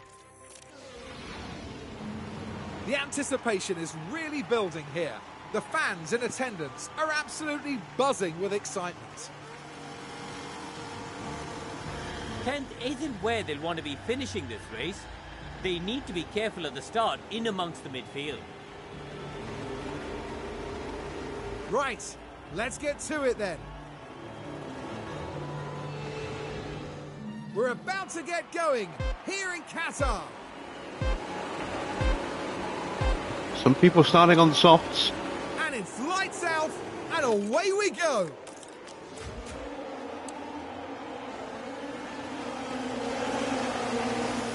Sainz gets the jump on Verstappen, but Verstappen goes around the outside. We are away.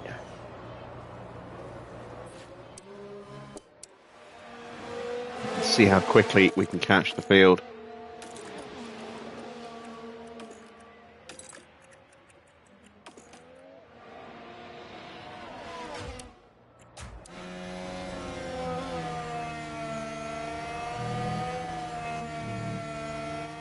Pretty quickly. There we go. We've caught them. So next car will be Piastri. At point 2.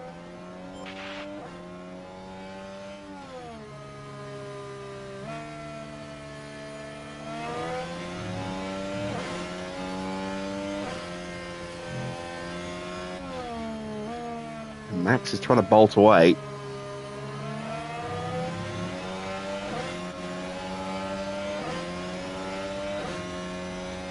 So let's take a look at what everyone's doing tyre-wise. A lot of softs.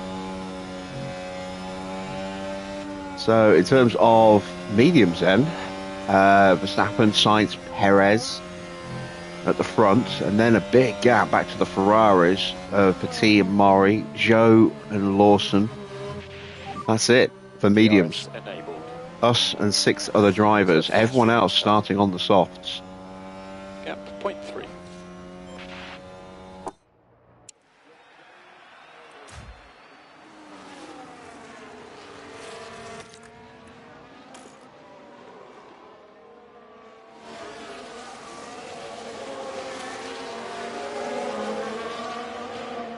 You missed why we're starting last. That's the first challenge.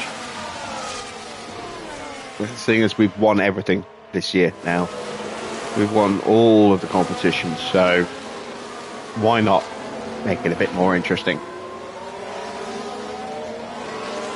Also potentially spices up the other positions that are up for grabs in the constructors and drivers by potentially dangling a few more points at the front.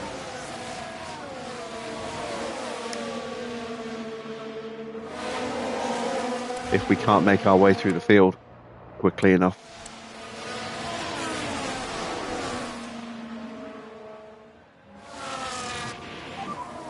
Overtaking is very, very difficult. Deep breath, you're going to be okay. Let's use the chance now. Copy.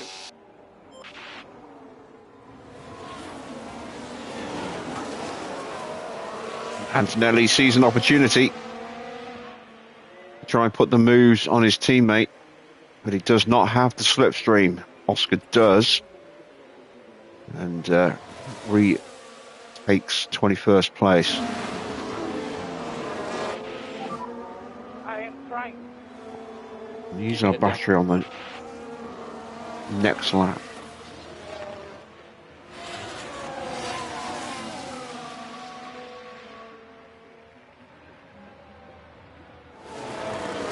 Oscar just swoops around the outside of Stoffel. Soft tyres be damned.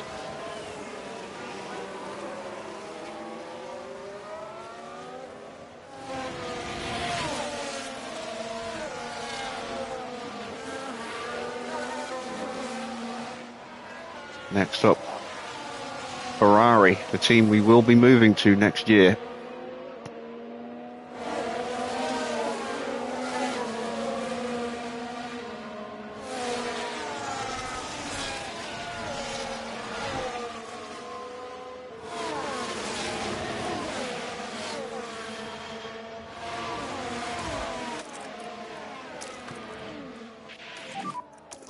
overtake available. Yep. Overtake available. Copy. Now it's time to stretch our legs a little bit.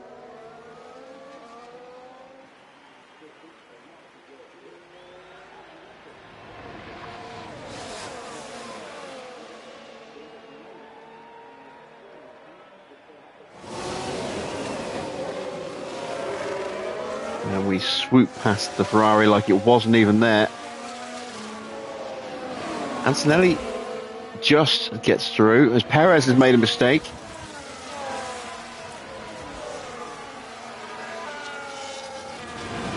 Like he locked up. Yep. Whole field goes This through. is Sergio Perez. Things were all right here. Very heavy on the brakes, and hopefully Just there's not about too much damage to managed the to get the tyres. steering open enough to avoid hitting the back of that McLaren there. Norris would not have been happy. And Antonelli has snuck his way past Van Dorn.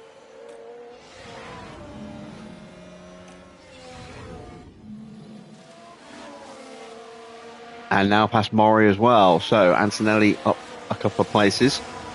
Piastri's already got past the other Ferrari of Sylvain Petit.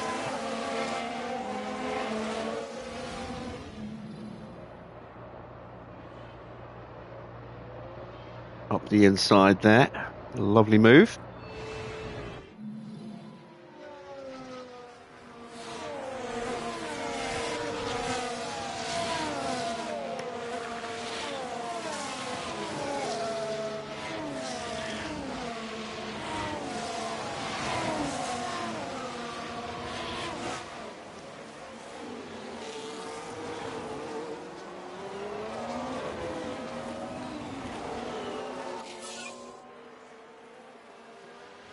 And this should be a straightforward manoeuvre on Lawson. Antonelli makes the move on Sylvain Petit.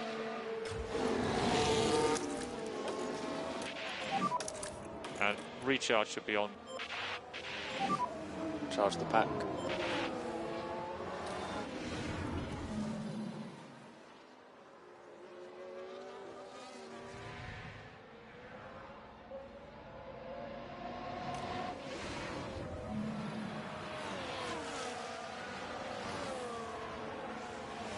So lap 5, Max still leads. Leclerc up into second place ahead of Carlos Sainz now. Ocon is in fourth place. Then Gasly is P5. Sixth for Norris. Seventh for Tsunoda. Stroll right behind him in eighth. And it's Iwasa, Ricciardo, Pourchaire, Valtteri, Sargent, Albon, Zhou, Oscar in 16th place. And 17th for Lawson, 18th for Antonelli, 19th and 20th for the two Ferraris, Van Dorn 21st, Perez last after that lockup. Still a long way to go. But making good progress already.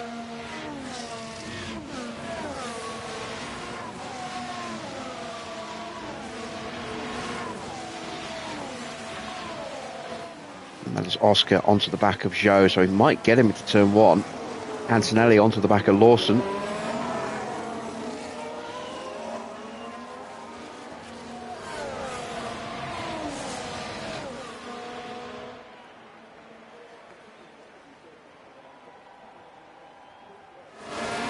Just short for both.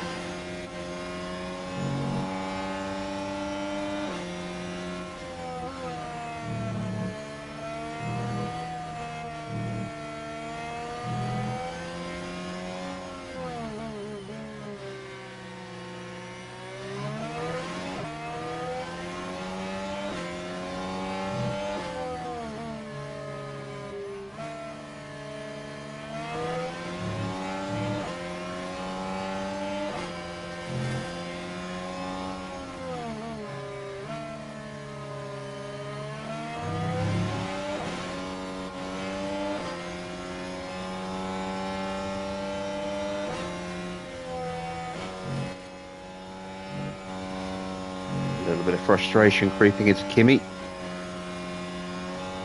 But he'll get the move done on the main straight. Oscar tucked up behind Zhou, but Zhou is now in Albon's DRS. So that might be a little trickier.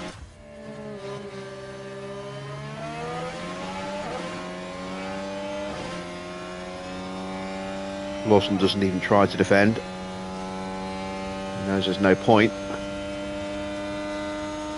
Kimi is through up into P17, but nearly 4 seconds behind his teammate now, or 3.5 seconds.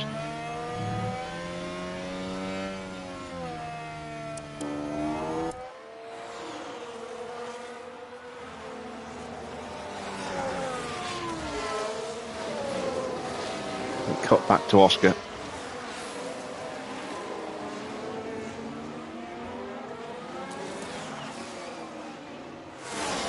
So currently 16 seconds behind Verstappen here. It's now 3 seconds clear of Leclerc. Ocon's up into P3 as well, so Red Bull running strong. They got one hand on second place in constructors. A strong result here tonight.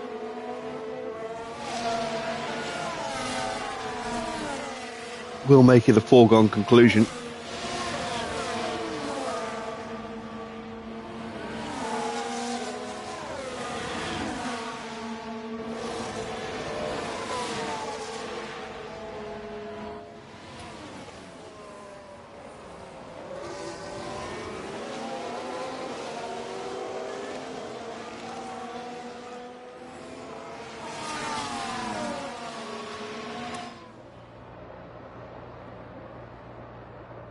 Get the move done under braking here. Oh, gets alongside.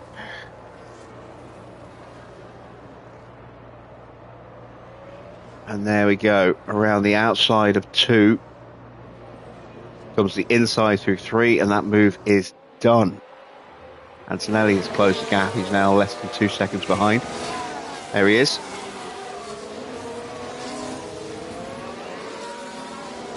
Next up, Ricardo. Tyre temperature management looking very good.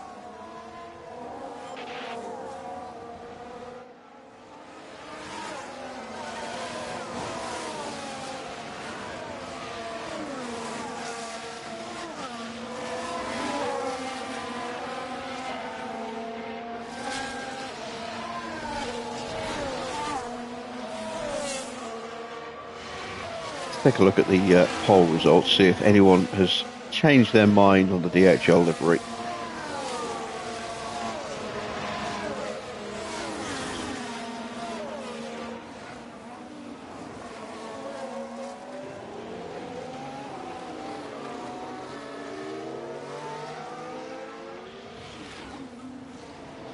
No, it's still at 13%.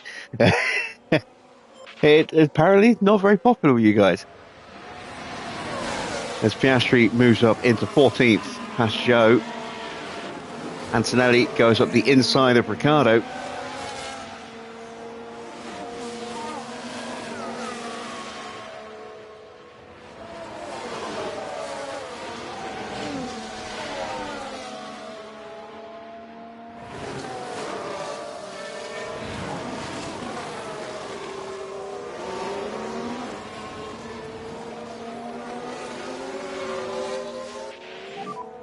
So we're really happy with what you're doing on tyre management.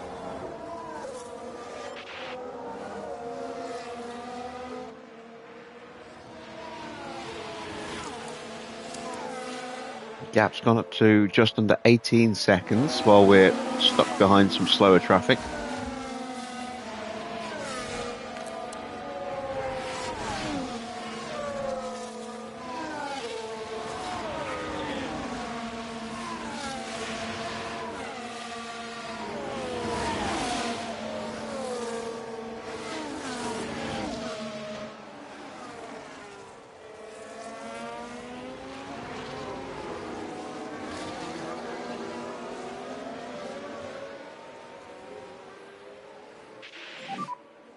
DRS. Oh, Zhou's got a run with DRS and the slipstream.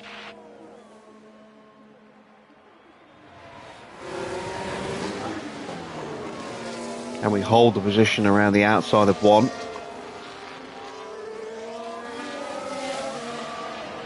Yes, we can.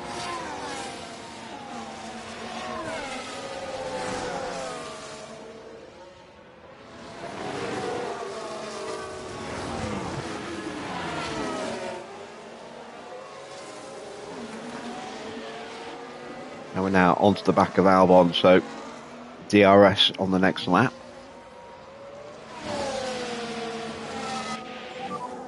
How's the tyre? Feel okay so far.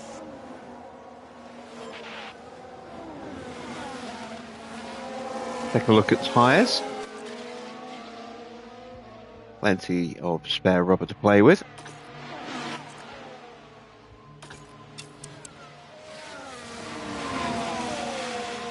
Softs are starting to wear out for quite a few cars there. Iwasa in particular, 46% on his tyres.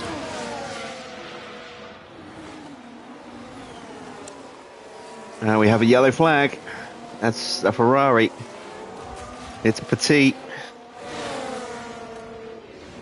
Oh my God, I mean, how many mistakes has he made? Fine here. The brakes couldn't cope, and they ended up their own passenger. I think he's made like 4 mistakes just since the start of the sprint.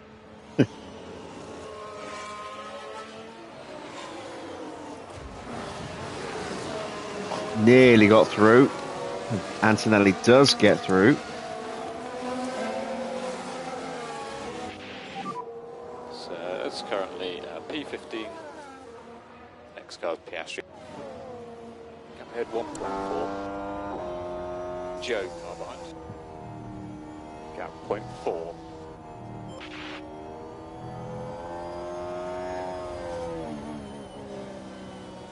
Bit of a better end of the year compared to last season, where we were hanging on in the closing races. Our form just fell away dramatically in the last few races of the season last year. This year,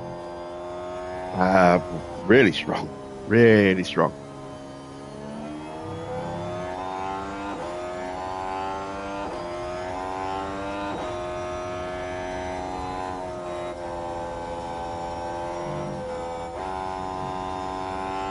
Once we get up to Iwasa,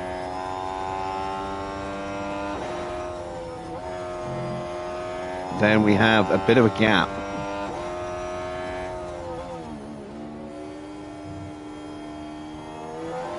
So we'll probably save the battery for then. He has DRS. Antonelli's got a run here, could get them both. If he's brave on the brakes. Oh, nearly contact.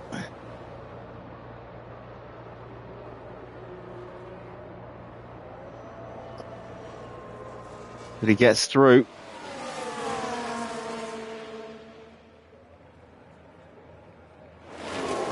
Wasser and Sargent, the next two.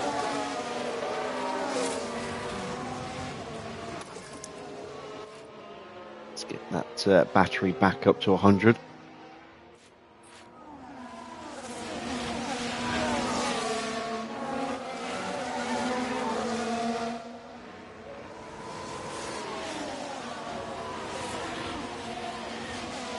Saved about half a lap of fuel.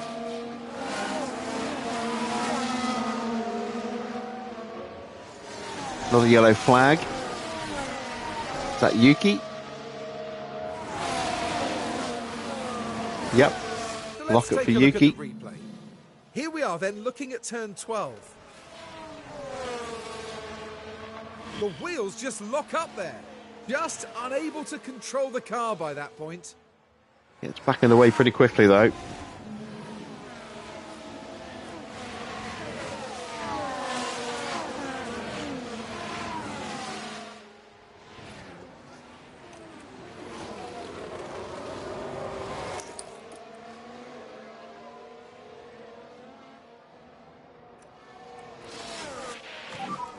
Gap 0.8. He has DRS.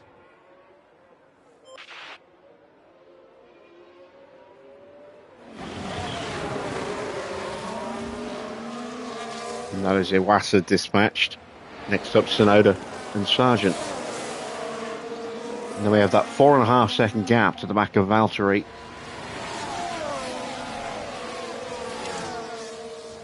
Now about 18.7, 18.8 seconds. Max still ahead.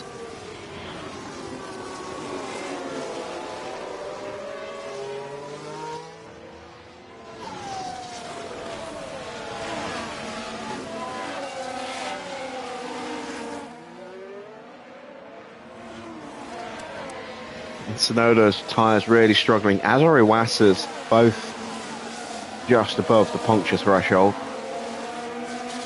But both of them are going to box this lap and they're both going to get overtaken. They've got no grip on the exit of that corner.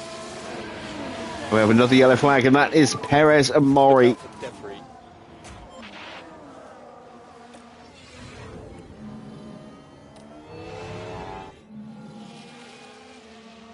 No front wing. Ferrari's involved in this one.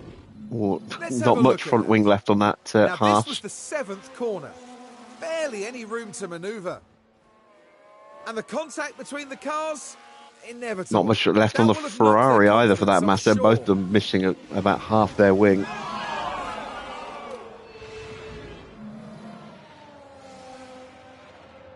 Iwasa and Tsunoda both dive into the pits, as expected.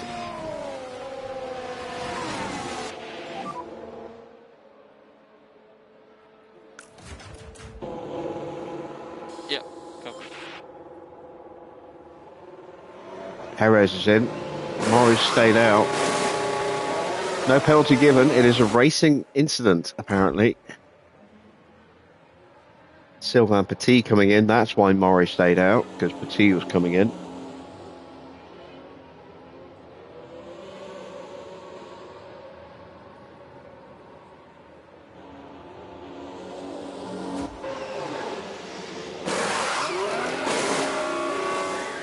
A solid stop for Ferrari.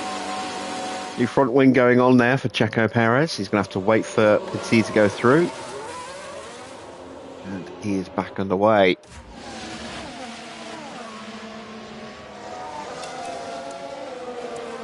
Gap at 18 seconds, and we are all over the back of Logan Sargent now.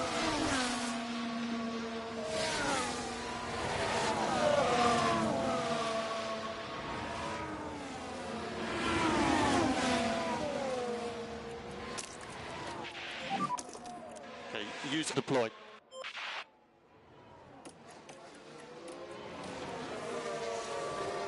Time to push once again. As Ricciardo dives into the pits, this will be an easy overtake for Piastri. Can Antonelli get through? Got a huge overspeed here. Sweet. But he has to tuck in behind, and that's going to allow Oscar to scamper away again. Gap 4.5. Goes around the outside at turn 3. Side by side into 4, and that is the move complete.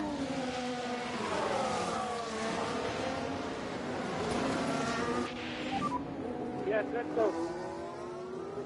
Solid work. Currently P11. So next car will be Piastri. Gap 1.3.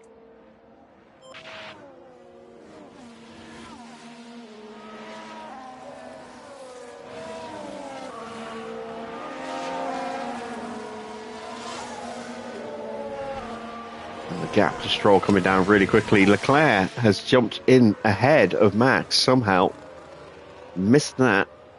And he's boxing ahead as well. Max on the softs, on the mediums, Leclerc on the softs. He's going on to hard. Excuse my yawning.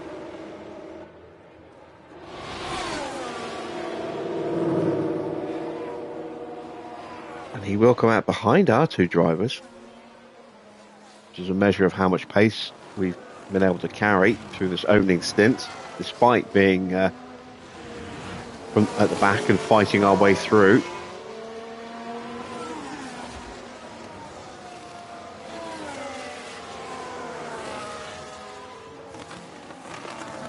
Evening, Army.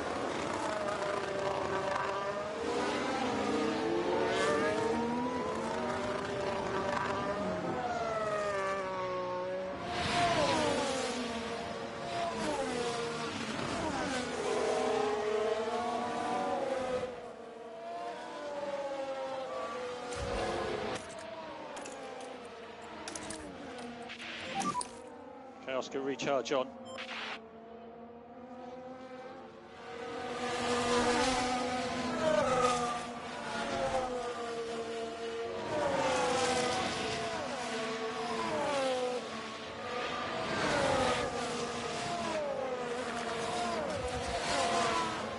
In comes Pierre.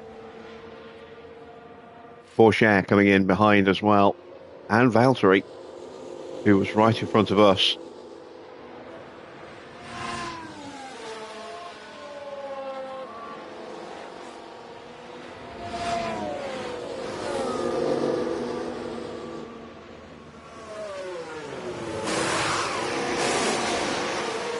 That's a decent stop. Valtteri onto a set of mediums. Porsche is away, also on a set of mediums. I am all right, Army. A little bit tired, but apart from that, I'm good.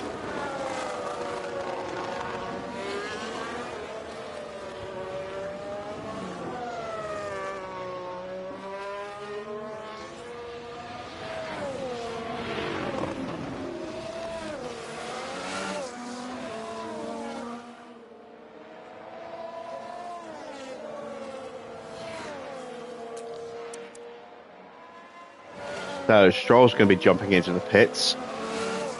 So is Ocon. Max might box. He might go one more lap.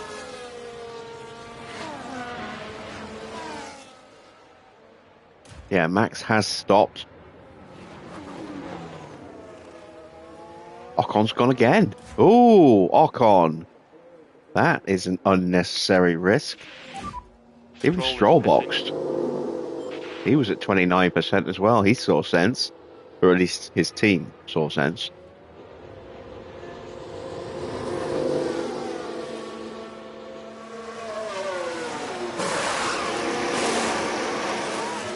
Another set of softs. New fastest lap for Charles Leclerc, who's closed onto the back of Antonelli very quickly here.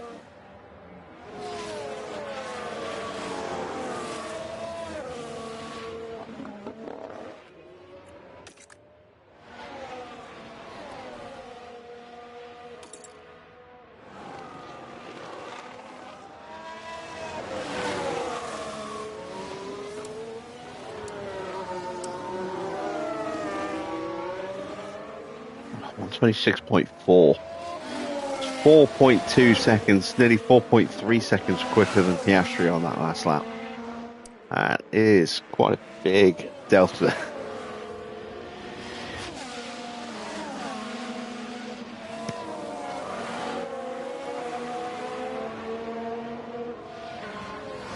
Now, not worrying about defending. We're just sticking to the racing line. We haven't got the battery assist on. Or battle assist. So overtakes are pretty inevitable as he lines us up. Ocon and Norris both into the pits. Nose to tail.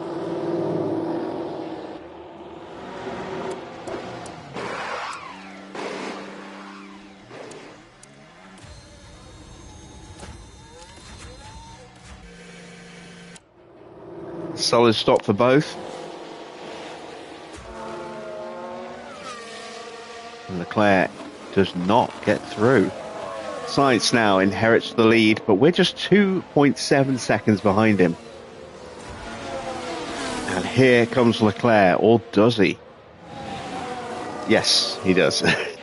He goes around the outside.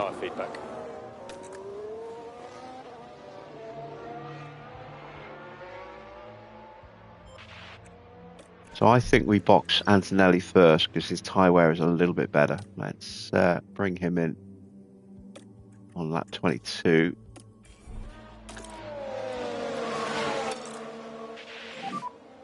Let's go flat out.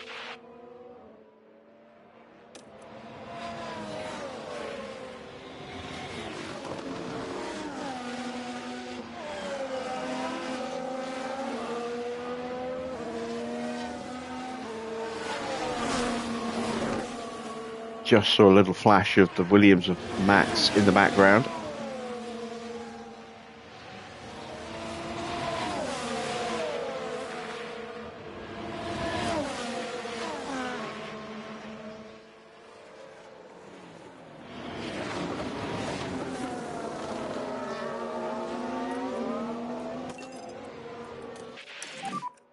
Okay, so let's just head down now.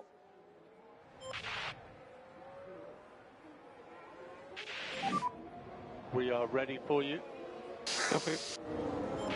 Antonelli swoops through behind Charles Leclerc.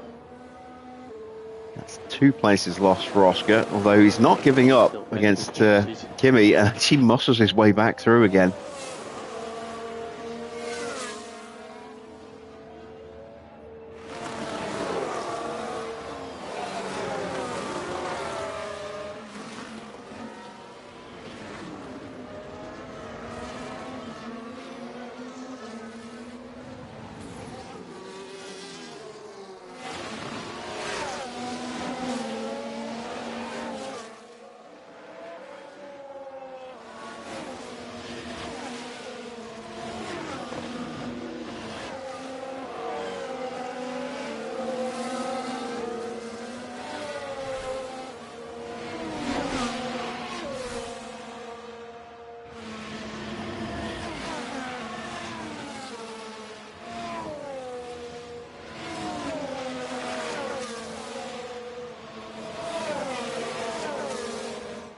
And that is Sainz now in for his first stop of the night.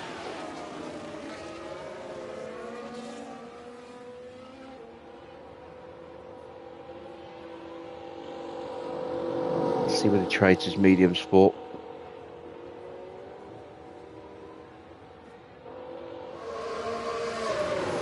So softs. And that's a decent stop. Max has moved through past Piastri. There's still opportunities here. You've got Gasly behind.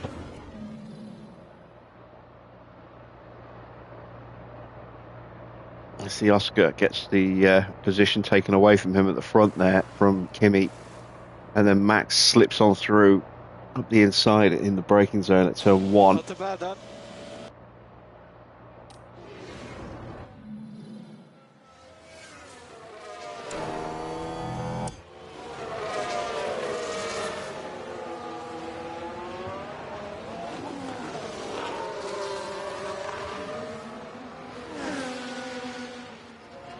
We are going to need to do some fuel saving soon.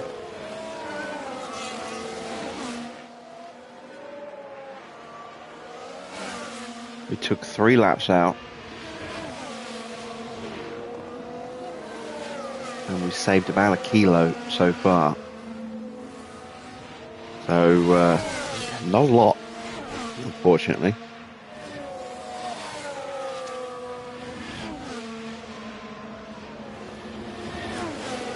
Do that when we come out on the new set of softs.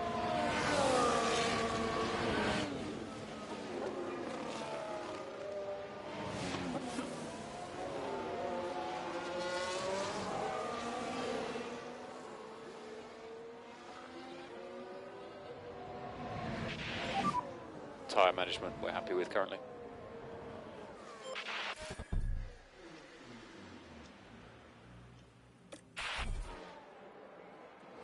Still a lap early, really, the box.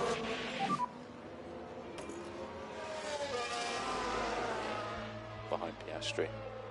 We'll go next lap for Kimi and the lap after that for Oscar, I think.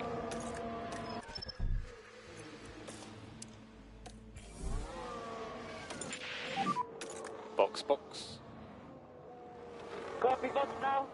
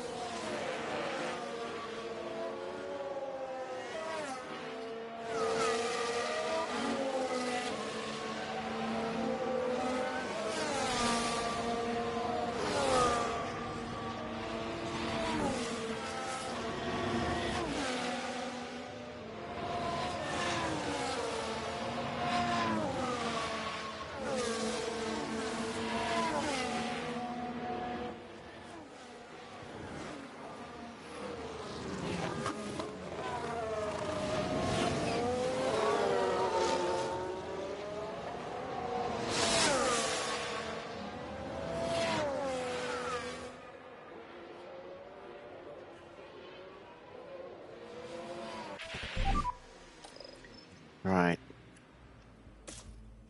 Next lap. Let me check. Did I actually put Box now, softs? box Yes, now. I did. Good. Copy, box. So Gasly has jumped ahead of Oscar.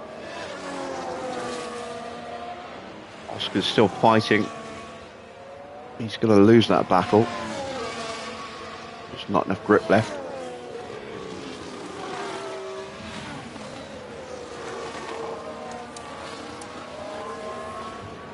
And we are now down a pit stop and change to Max Verstappen and Charles Leclerc. But we're about to go onto a set of soft tyres. We're going to be on softs essentially now for the rest of the race. So we're still actually in pretty decent shape, despite the fact that we have lost even more ground thanks to the undercut.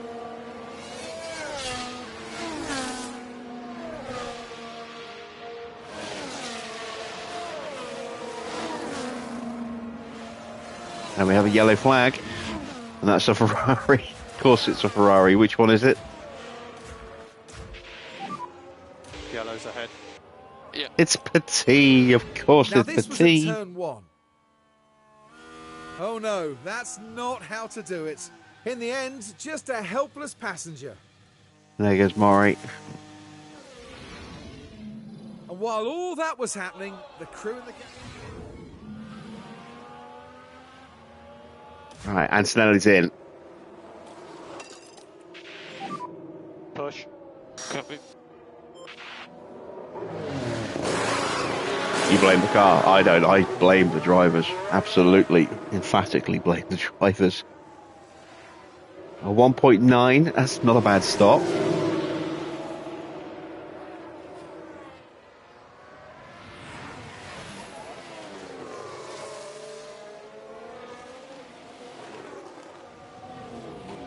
Imagine if T had a contract for the next 2 years. Well, I just P13. sack him and hire someone else. I mean, his wages are 300k for a 1 year deal, so it's not like it would cost me a huge amount to replace him. Evening, Mike.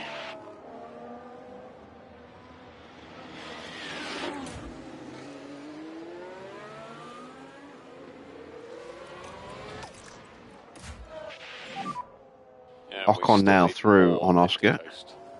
Copy.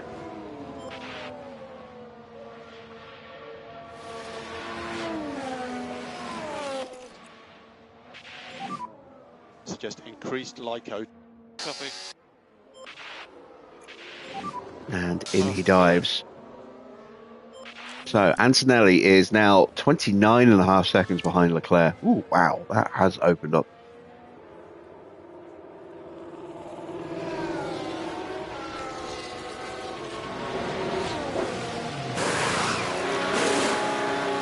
.1 second stop, not the best. Could be racing cars. We'll come out behind Antonelli, but will we get into turn 1 ahead of Ricciardo?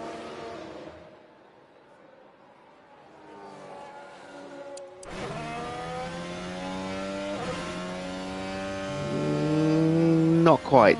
Ricciardo just chops across us. P13.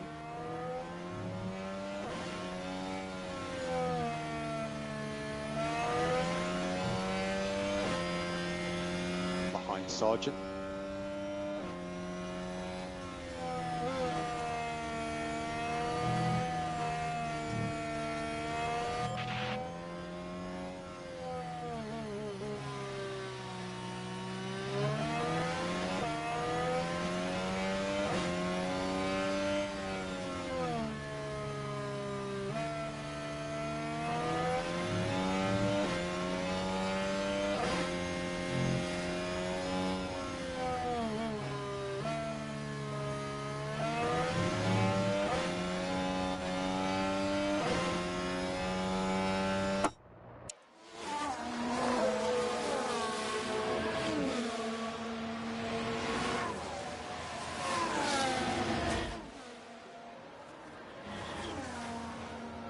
All right, tyres almost up to temperature now for Kimi.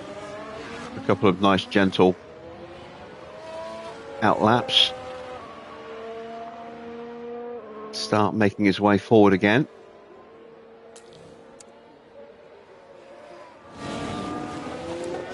Took 4/10 out of Leclerc on that lap. Should take more this time. And Piastri is now onto the back of Ricciardo. So he should get through on this lap coming up.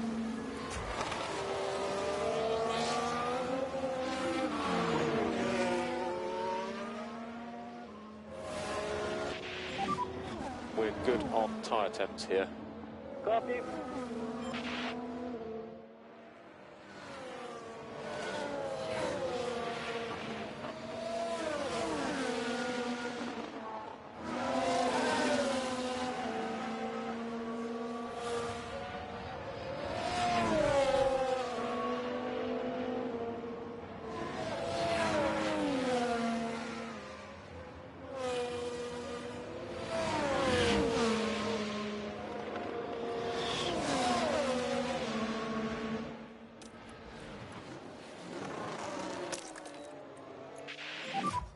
Overtake available.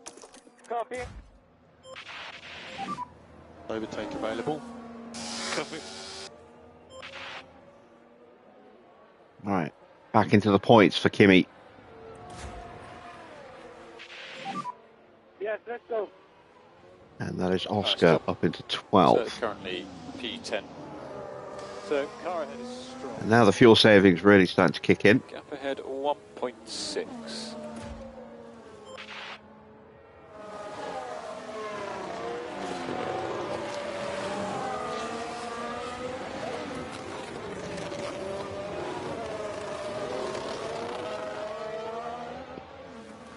Ooh, excuse me.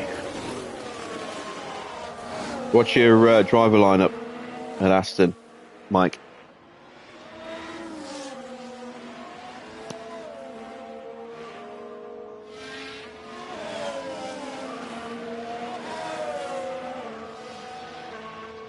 Just swoop past Stroll there.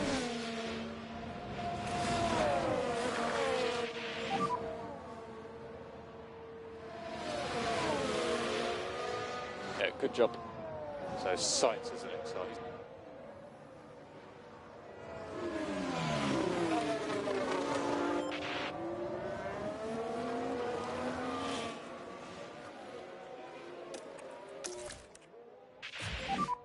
Charge the pack.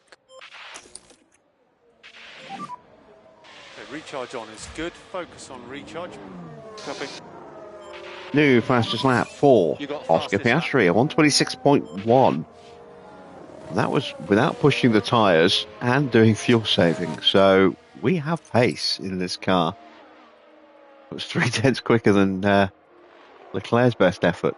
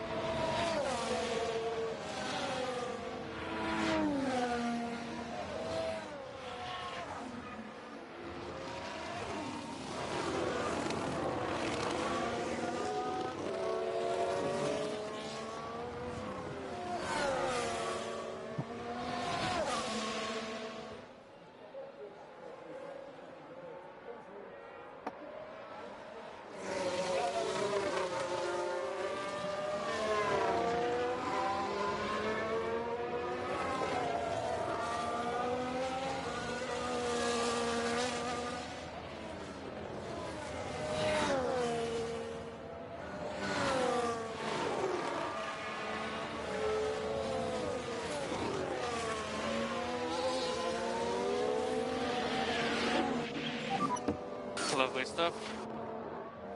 Good stuff. That is gold. Yeah, that was a struggle. Trying to get my window open.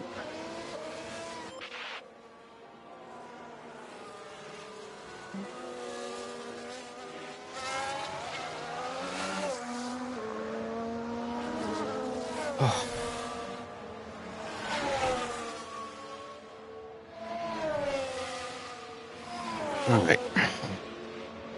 I heard Oscar get an overtake. Currently To on get past target. Sonoda. Oh, it's a fault for Charles Leclerc. Did that just pop up?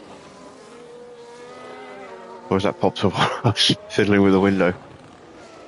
I think it's already popped up. Let's have a little investigate, shall we? Let's see. Engine. Oh, engine's at 30%. What's the gap now? Ahead there 24 is sight. seconds. So we've taken 5.5 seconds out of him so far on this stint. Keep your head down. We're 5 laps into this stint, so we've taken a second a lap out of him for the last 5 laps. That's not bad.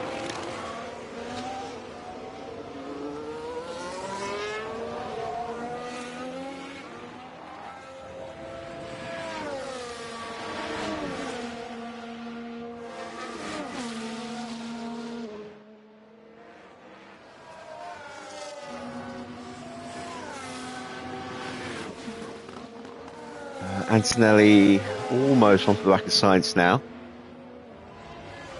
Get down to about 2 kilos under fueled, and then we'll stop the fuel soak for a little while.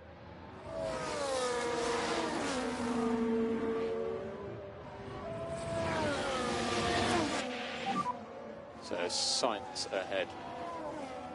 1.4 ahead.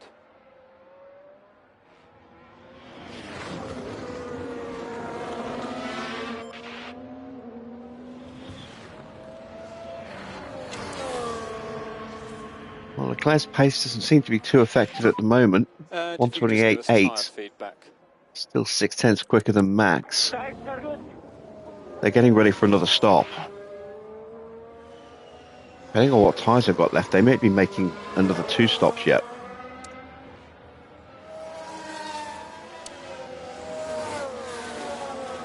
.26.5 laps to go for them. They've got mediums. They could probably, they could just about do it on mediums. They're on softs, So or they're going onto softs, and they're probably going to 2-stop. The car ahead is now Sainz. Push them a little bit. 8. So Stroll behind. Might even go aggressive on a set of mediums and then a set of softs, or Car ahead vice versa. Sainz. Gap 0.7.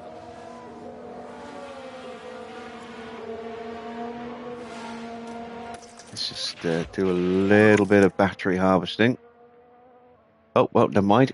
I was going to get some battery harvesting done behind Stroll, but we got the move done already. A fault for Zhou now. But it looks like they're carrying.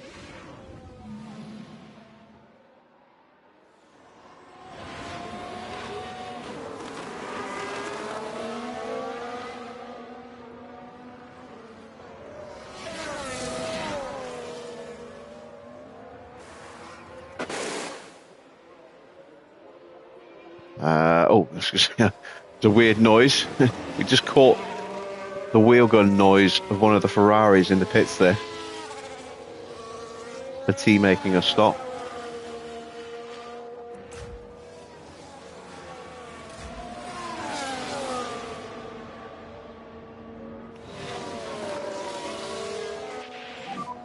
The next car is Sainz. Gap 0.4.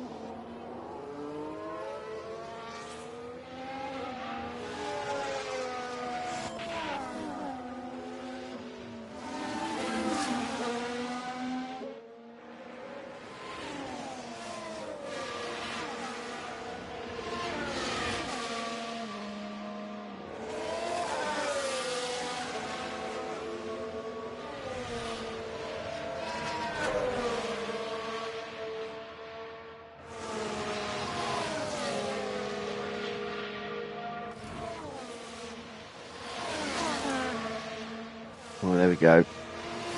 Pit times falling away a little bit for Leclerc now. 129.5 and 129.9 the previous lap. Petit now has developed a fault in that second Ferrari. Antonelli gets on through up the inside and gets the DRS. So that's him comfortably through. This is good. And Currently going at after E8. Valtteri now. 3 seconds a Valtteri gap. We is have next some car. battery as well. And let's Valtteri's on 2.7. stop the fuel save for a few So laps. happy to drop lift and coast. Suggest reduce a bit, lift and coast. Because the leaders are getting close to stopping. Gap's down to 20 seconds.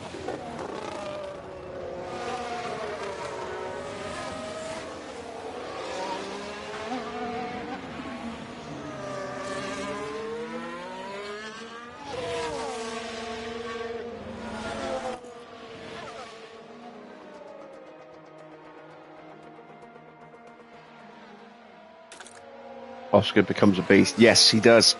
Absolutely, he does. He's about to, anyway, he is now a two-time world champion. Won the title in the sprint earlier tonight. And there we go. Leclerc is in.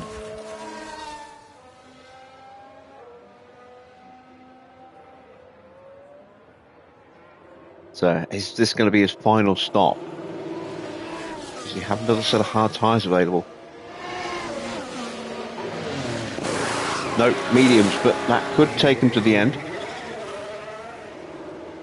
It's going to be close, actually, between him and Kimi. Kimi might get him here to turn one.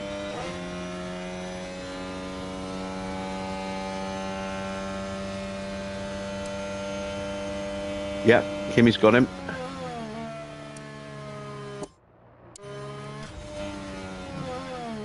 Oscar's going to come out just behind him. Car ahead is Leclerc.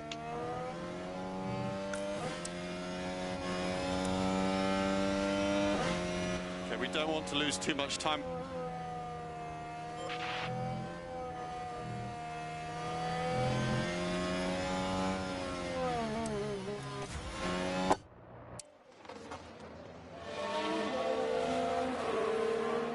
Now down to the pits. There's been a hold-up.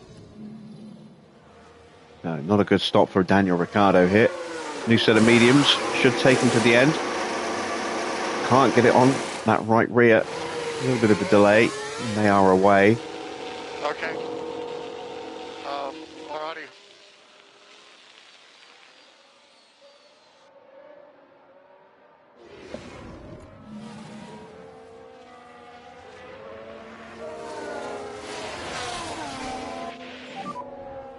Next car is Bottas. Gap ahead, 1.6. Now Max jumps into the pits. Promotes Norris up to the lead.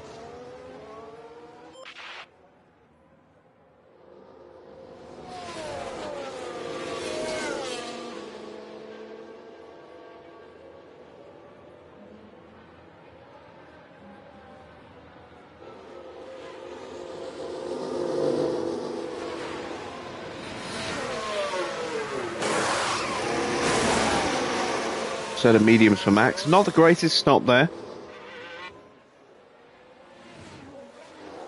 Let's take a look at the pit stop time so far. Kimi's stop is third. Oscar's stop not on the board at the moment.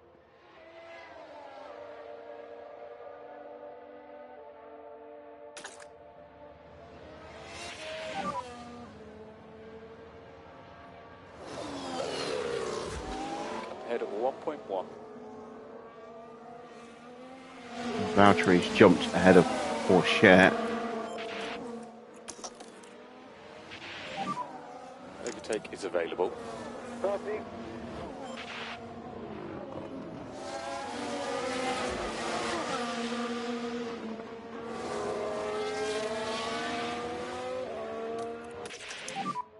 Okay, that's Sainz ahead. Gap 0.7. No hop done. Recharge on. Copy.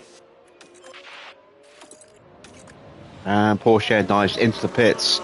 One less car that we have to worry about.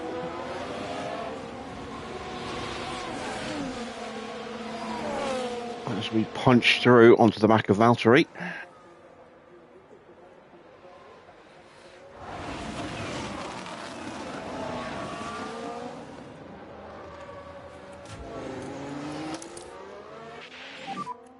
Recharge on. Use overtake. Overtake available. And the pit window getting close to opening Charge up. the pack.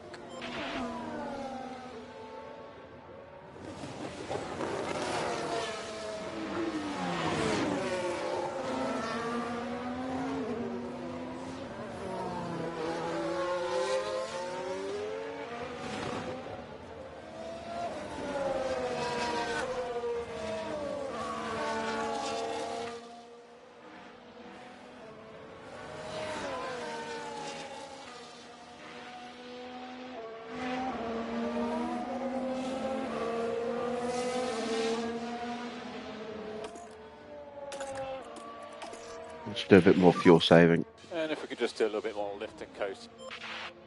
Oh, fault for Iwasa. I have to say, I'm surprised we haven't had a VSC. Oh dear, that's not what they need right now.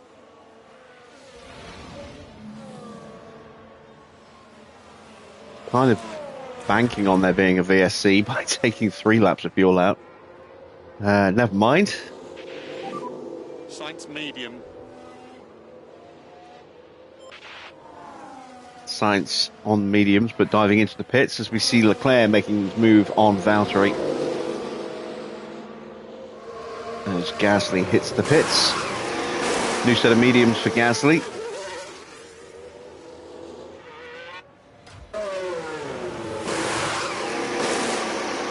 Set of mediums for Carlos.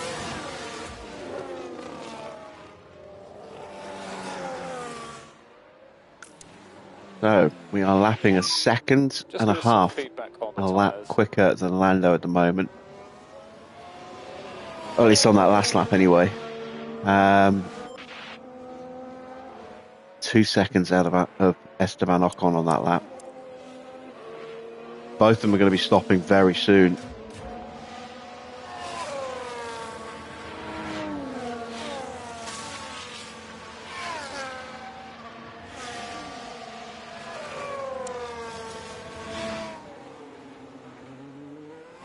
And there is Norris boxing.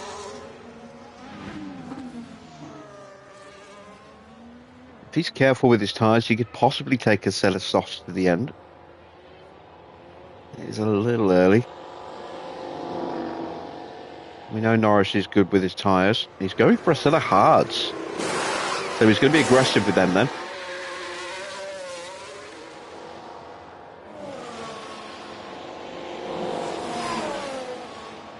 See where he feeds out. Behind Max, but ahead of Gasly.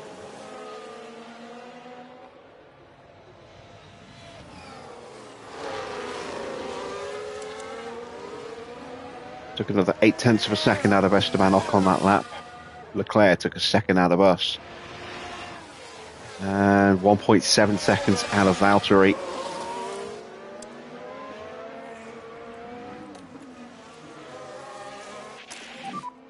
Next car is Bottas. You're going to lose a lot of time. We get stuck behind him for too long. There's still opportunities here. You can use overtake.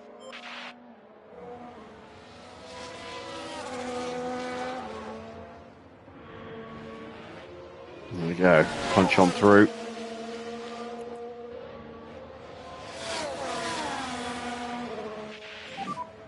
Lovely stuff. Good job. And Ocon is in. So that's the last of the front runners. Not counting Valtteri, but we're ahead of Valtteri at the moment. Hard tyres for Ocon. Valtteri's going another lap. Well, we've done what we needed to do, is get in front of him with both drivers now. Kimi currently leading the Grand Prix.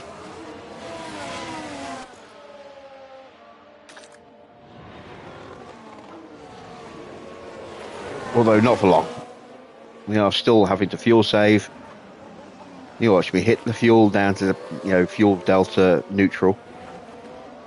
And then we'll get a safety car or a red flag.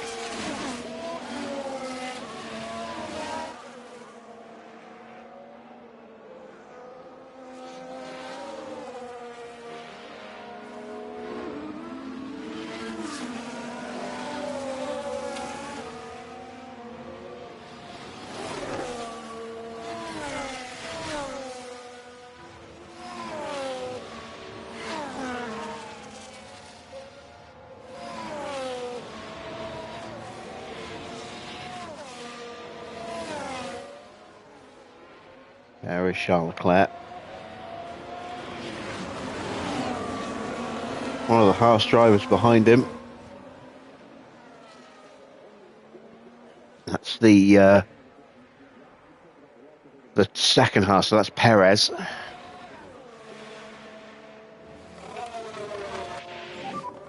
Doing a good job on tyres currently. They're not going to box yet. As Valtteri comes in. He is going to a set of softs. So Valtteri could have some pace in this final stint.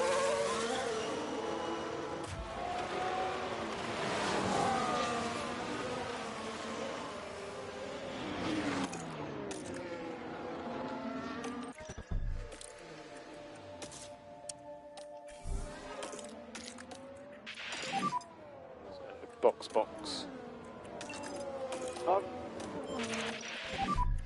Let's give it everything now.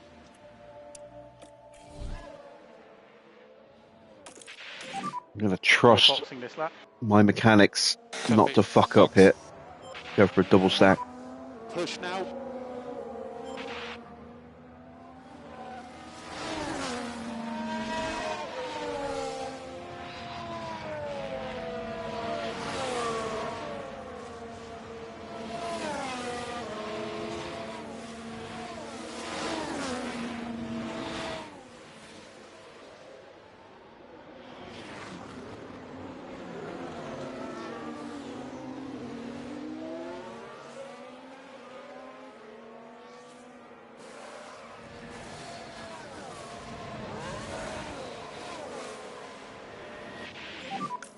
Currently P1. Actually, was 6 tenths quicker than Leclerc on that last lap. Gap behind 1. 8 tenths for Oscar.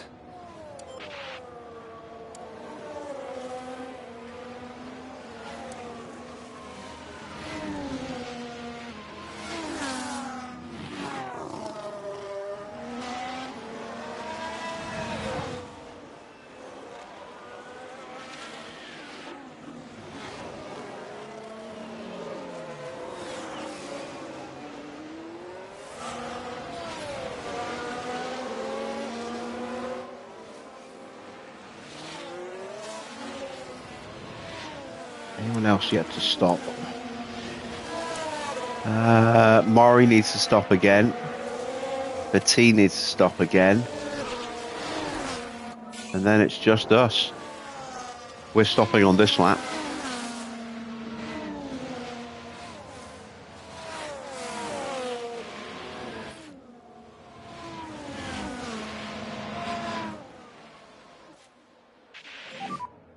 And the Ferrari stops as well. Right. Double stack. Oscar pit lane.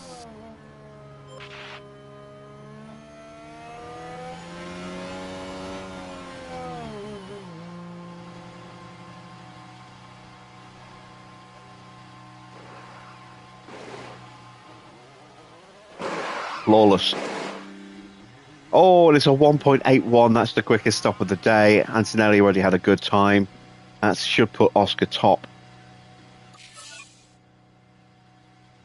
New fastest lap of a 125.5 or 125.8, sorry. No, it was 125.5. So that was P7. Took my glasses off, I shouldn't have done. So next car is Gasly.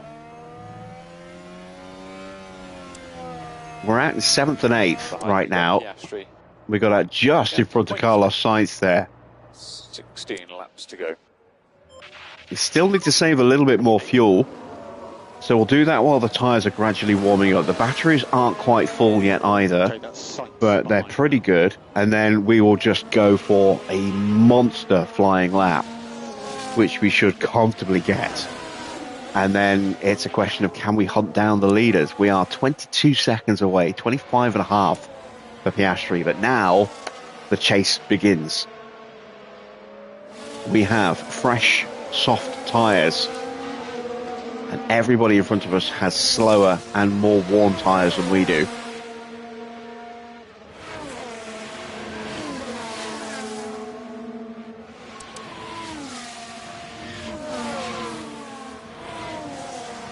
New fastest lap for Lando Norris. This race is suddenly starting to come alive in terms of lap times. A 125.1 for Lando. Leclerc did a 127.4. Oof. That is very slow compared to the times that we're seeing at the moment.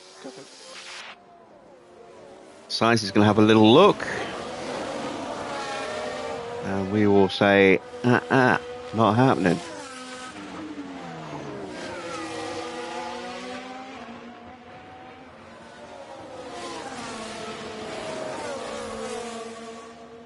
Cut to Antonelli. Running in that clean air. There is Oscar coming through behind the Ferrari.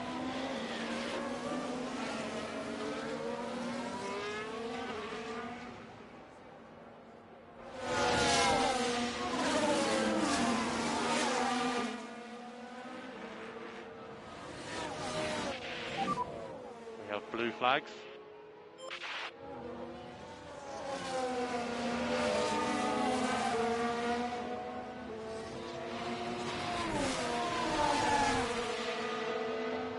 Alright, up to the line comes Charles Leclerc. He does 127.7. Norris 126.7. Took a second out of him. Window, tire temperatures have been good. Max 128.1. 126.5 for Ocon. He's still pushing. 126.9 and a 128.2 for Gasly and Pourchaire. Kimi does a 126.6. 127.0 for Oscar.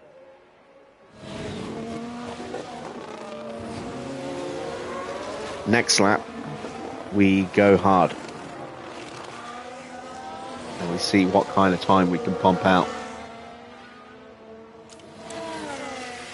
7 seconds a gap to Pourchaire. 20.5 seconds off Leclerc.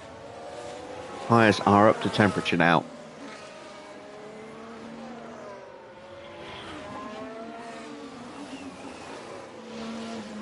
And if we do get another, like a safety car or something, we still have like 2 or 3 sets of softs left, I think. Have a look. But 2 brand new sets left for Oscar. And 2 brand new sets for Kimi, plus a brand new set of mediums, and we haven't even touched the hards either. So we have tyres for days.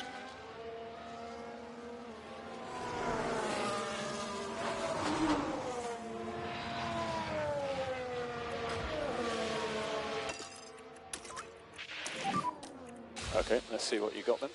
Copy. Here we go. Copy.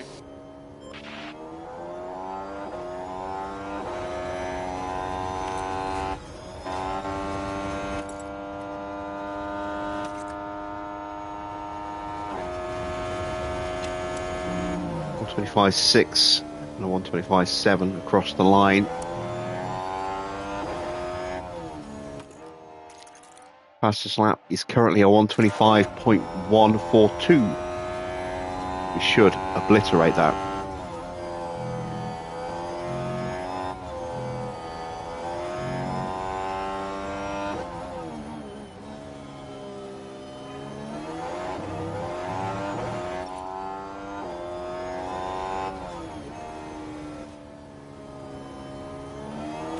Fault for Ricardo.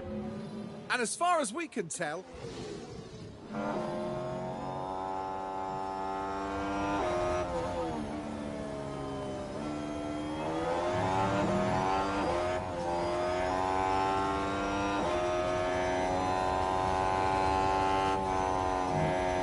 purple, purple so far for Kimi.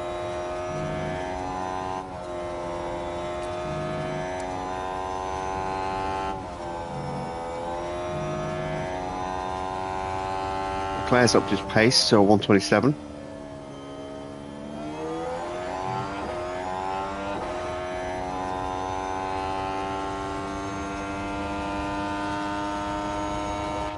So 123.0 for Kimi Antonelli, a 123.2 for Oscar.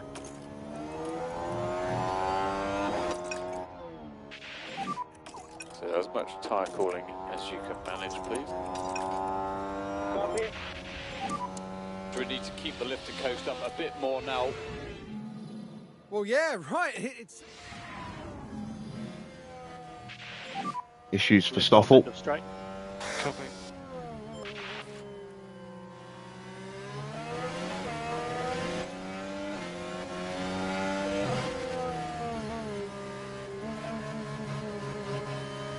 Bouncing off the limiter there, trying to find a way through. Charge the pack. Copy. Recharge on. Copy.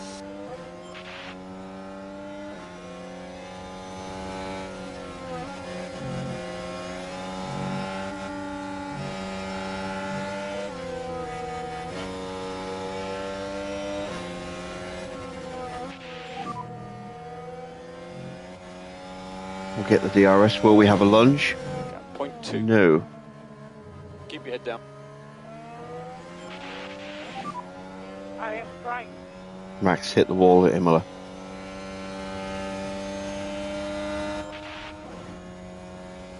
What season are you in, Army?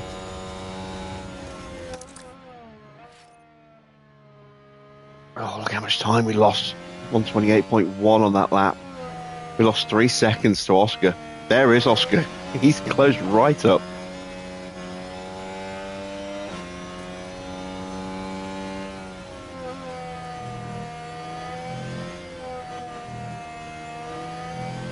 He's still in season 1. 0.4. Plenty to play for.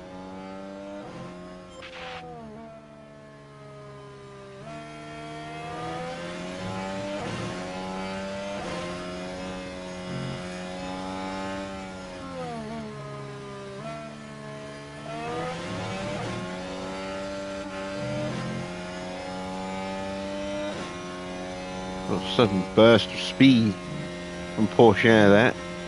Looks like he was using a little bit of battery.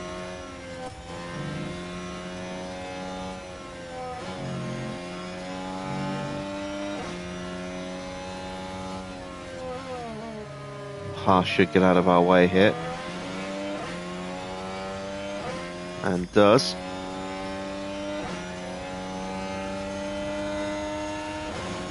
Porsche's got the slipstream, so it's going to be hard to get past him. 10 laps to go. Gap is 13.5 seconds. 126.1. Norris has taken the lead with a 126.1. Ooh.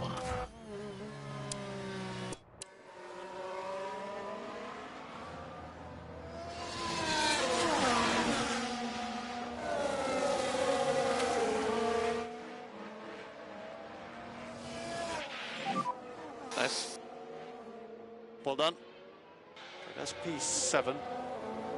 1.5.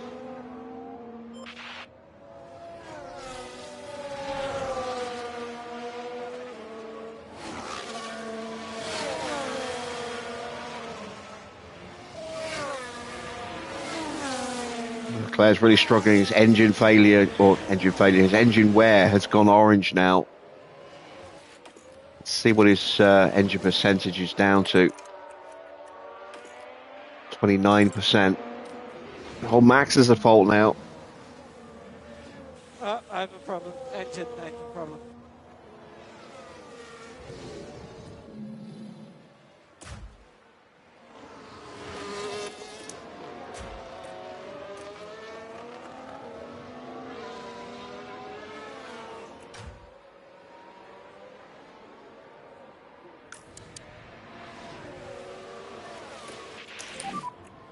Go ahead now, Gasly. Gap 0.3. Gasly holds us back. It's frustrating.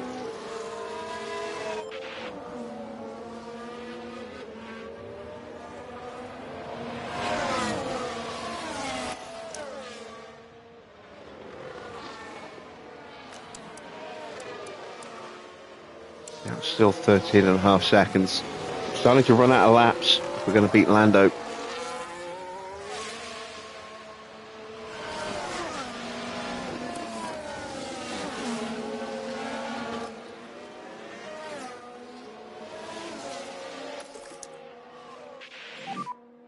Okay, recharge on is good. Copy.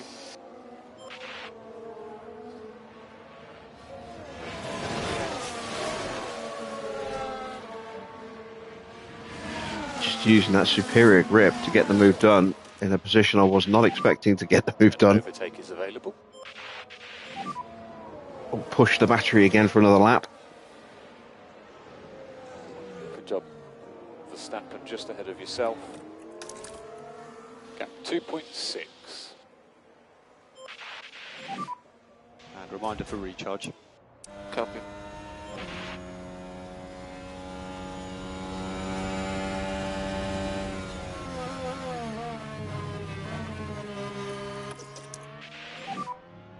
And recharge on. Copy. Right, next up is Verstappen. The gap's coming down quickly. Piastri slots his way through, so we'll push his battery now as well.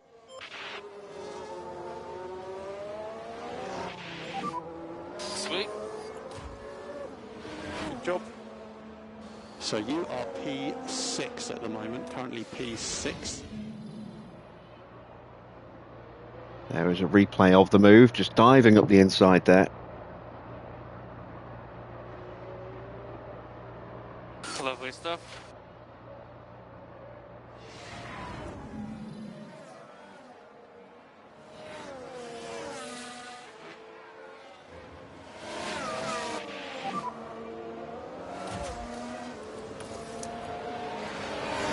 Gap 0.7.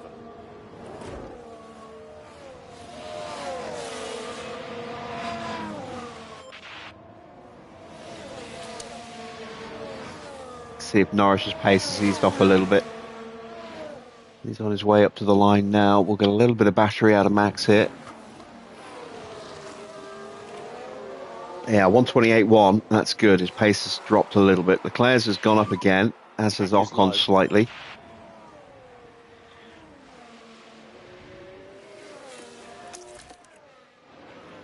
And through goes Antonelli up into P4. And the gap is now 10.5 seconds. 7 laps to go. It's going to be tight.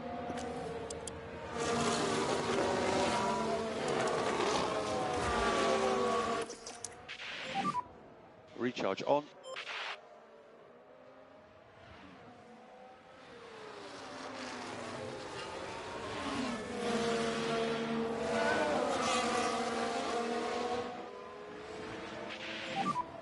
Okay, that's Verstappen ahead of you.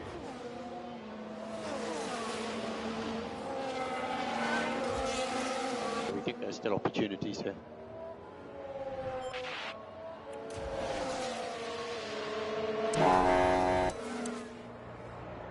Ah, damn, I got the move done. I didn't want to do that. Recharge on. And overtake is available.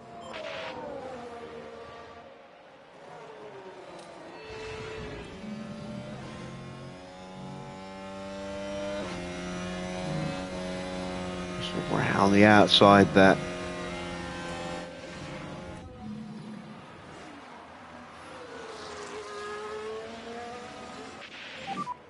Pack is low. 125.2. So 6 laps remaining. I don't think we're going to get the win. But hopefully we'll catch and pass the Red Bulls.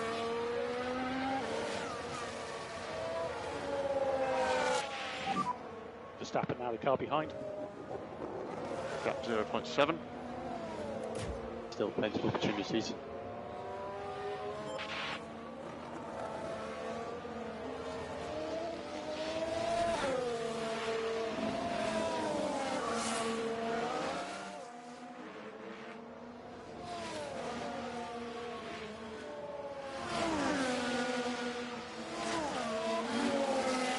Has anyone crashed during a safety car yet? What, in my season, my career file, or just in general? Because no, and yes.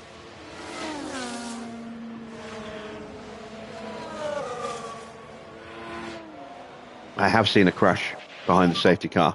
Fuel on plan. Well, not so much a crash, more just a spin or a lock-up. I don't think I've seen an actual collision behind the safety car. I've seen someone, retire from behind the safety car by hitting the wall. To go across the line.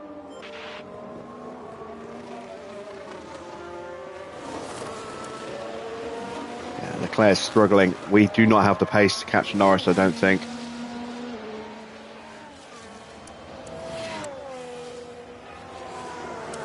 But we will absolutely get on the podium with Leclerc, and then Ocon might be a little too quick for us as well.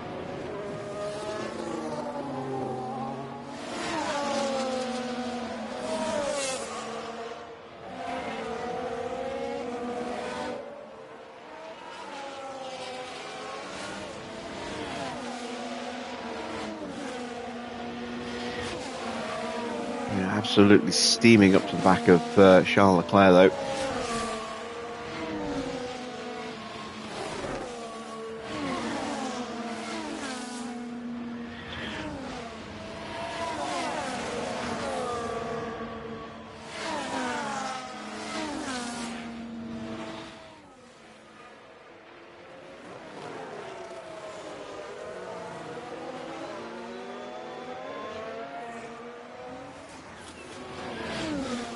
Fault for Iwasa.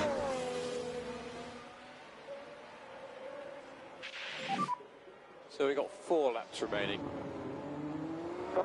Yeah, I mean, I've seen retirements, I've seen spins, lockups. I've not seen two other cars hitting each other behind a safety car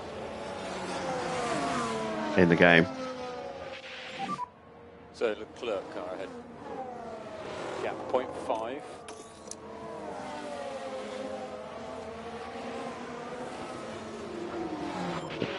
Oh, excuse me.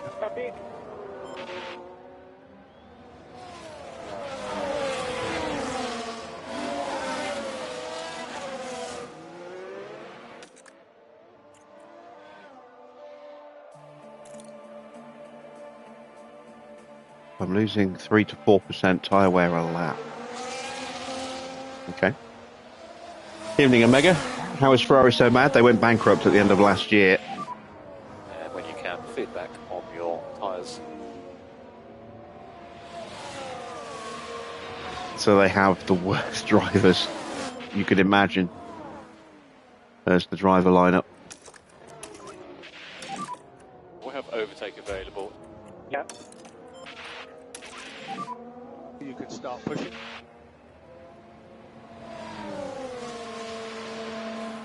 It's possible for any of the big teams if they go with a really expensive driver lineup. I mean, Ferrari had Hamilton and Leclerc. So car ahead now is Ocon. So that's a very expensive wage bill. That's 50 to 60 million easily. And they have, staff in the 90s across the board, pretty much. That's another load of expense on the wage bill. Highish level facilities. So whether they're in good condition or not, the upkeep costs on them is pretty high. 0.8. No harm done. And if the team doesn't achieve the results it needs to bring in the money to, in terms of prize money and sponsorship and stuff like that, then yeah, they can end up in real financial trouble. Especially if there are retirements that force additional engines and stuff breaching the cost cap. Yeah, it can get quite messy quite quickly. Oscar, tyre and plan update. So I think that's what happened to Ferrari last year. Hamilton did not renew his contract. He sat in free agency this year and is retiring at the end of this season now. Just stay close to him. More lift and coast.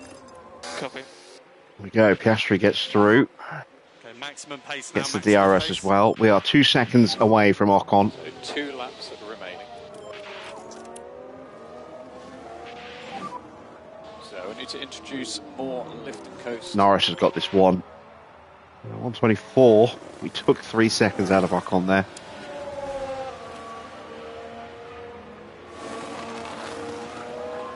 You'll see it a lot if you go through, just browse through Reddit and look at other people's save files. They'll suddenly see that, you know, like Red Bull might have Charles Leclerc and a random at 50, like a 50-55 overall. It's because the wage bill was too high. Gap ahead. And so they had to trim some of the fat off. But yeah, Ferrari are in a disaster state right now. They haven't scored a single point all season. They've had a lot of retirements, a lot of mistakes, a lot of broken parts, a lot of, you know, replacement engines, etc. So we are leaving our team to go to Ferrari next year to try and rebuild them. They have signed Zhou for next season. But at the moment, the second seat is unfilled, so I don't know who's going to be alongside Zhou. So 1 more lap. And I want to bring Antonelli across, but I don't know if he's going to want to sign for Ferrari, given the state that they're in right now.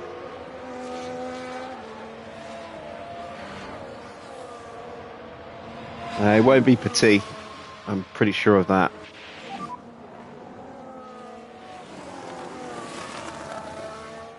Gap 1.3.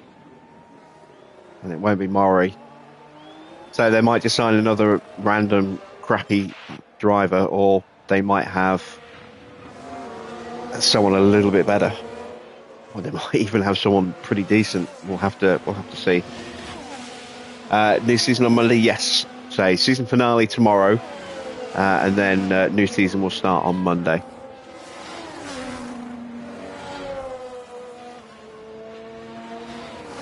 We are not going to catch Ocon.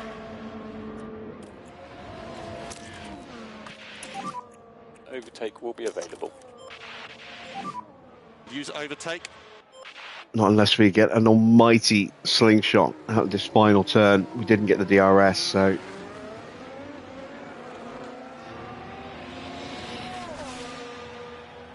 It will be third place. Not bad for a pit lane start.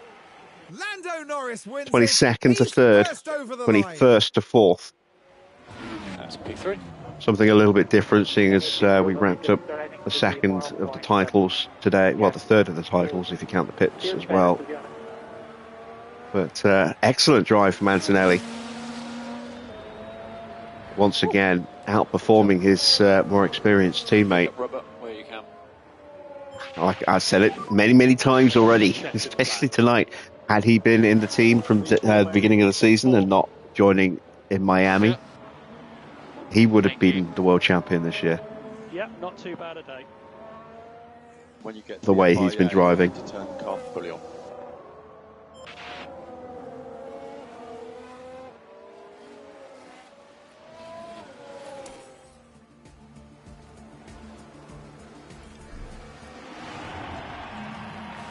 Formula One's newest team, shattering all expectations here.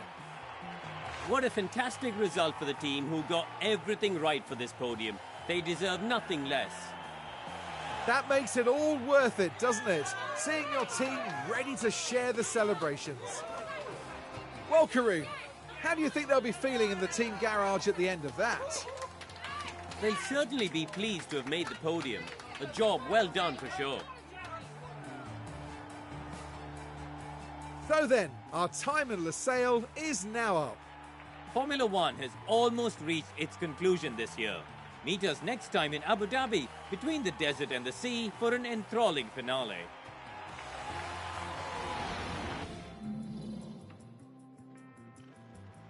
confirmation then of the final result. Lando gets himself a win. Is that his first win of the season? It might be. It might be his first win of the season. Ocon takes second, his best result possibly all year, actually, I think, for Esteban Ocon. Up 19 places there for Kimi Antonelli with the fastest lap as well. 17 places gained for Oscar. Charles Leclerc down a place to take fifth, Max in sixth. That then means that Max will have to settle for fourth in the driver's standings. Leclerc will now be too far ahead. Porsche up 6 places to take seventh, and some more bonus points there for McLaren. Gasly takes eighth, Bottas gets 2 more points in ninth, and Sainz hangs on for the final point in 10th. Yuki Tsunoda is 11th, and it's Stroll in 12th, 13th for Ricciardo, 14th for Zhou, 15th for Iwasa, 16th for Logan Sargent, 17th for Alex Albon, 18th for Stoffel, 19th for Checo Perez, and a lap down. Liam Lawson in 20th, and then Mori 21st, and T in 22nd. Driver standings with 1 round to go. Oscar confirmed as the world champion after winning the sprint. He is 56 points ahead with just 26 points remaining. So a pretty healthy little lead. But if we give Antonelli George's points and add another 104 onto where he is, then he would be on 503 points, and he would be 48 points clear at this point with just 26 to go. So, 6 wins, 3 sprint wins for Oscar this season, 3 sprint wins and 9 race wins for Kimi. Very, very strong season. Leclerc is confirmed to finish in P3. Can't catch Kimi. Can't be caught by Max. So Max is confirmed in 4th. He can't be caught by Lando. Lando could still be pipped by Esteban Ocon. That's his 5th podium of the season, and I think his best result of the season. Gasly in 7th is confirmed as 7th. Can't go higher or lower. George will finish the season in 8th, having not raced since China. Porsche up 1 place into 9th on 64 points. Then it's Valtteri Bottas 7 points behind in 10th, also gaining a place tonight. Alex Albon dropping down into 11th on 56 points. Then it's Sainz with 45, Sargent with 41, Zhou with 37, Tsunoda with 37, Ricciardo on 21, Stroll with 15, Iwasa has 7 points, Stoffel has 4 points, Perez gets an extra point thanks to his 8th place in the sprint, so he's on 3 points now. No points for Lawson, no points for either of the 2 Ferrari drivers. 4 DNFs for Petit, 5 for Mori. Feels like that should be higher. He's crashed so many times this year. But somehow only 4 DNFs. So far, that record being held by Théo Pourchaire has 7 DNFs this season. He has been very disappointing. In the constructors' standings, we are just about on course to crack 1,000 points. There are 44 points available. We need 42 to hit 1,000. There is Red Bull in 2nd on 532. They are now impossible to be caught by Williams. Williams are confirmed in 3rd. McLaren will confirm in 4th. Alpine on 78 points are just 12 ahead of Mercedes. It's unlikely Mercedes will beat them, but it is still possible. They are only 12 points behind. Sauber could actually still potentially move all the way up to 5th place. They are 14 points behind Alpine and just 2 behind Mercedes. Aston technically not out of it either. They're only 18 points behind, but their form has dipped quite badly. Then it's RB with 52 points. Haas now on 3 points. Ferrari 0. What happened to George? We decided we were going to replace him with Kimi Antonelli and tried to promote him from reserve, having signed him at the end of last year, but had to wait because he just started a new contract. Had to wait till after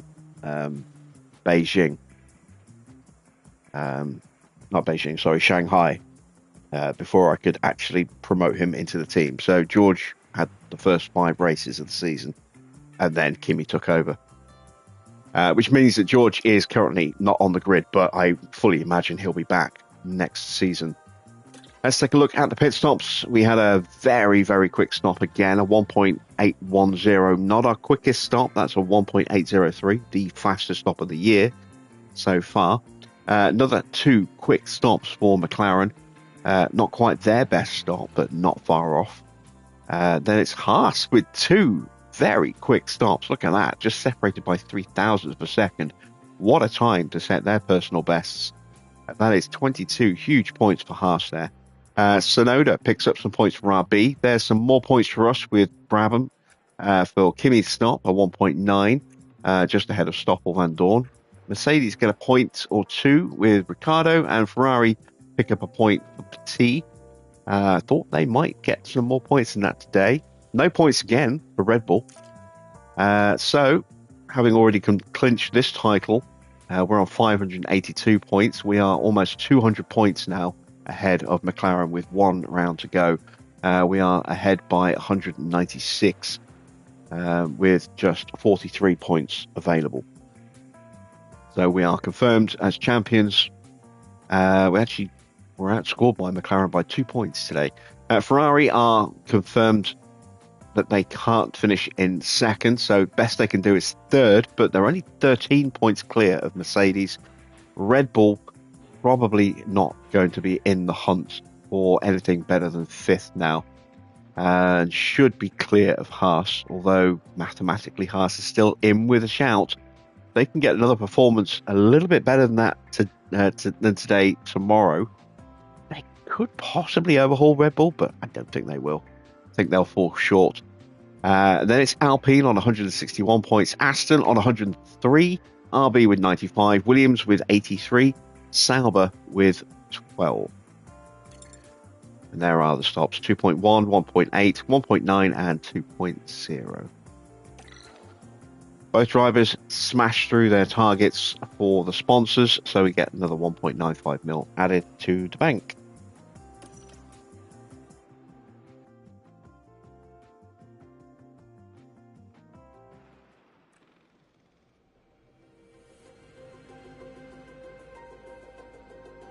What is Sargent's rating?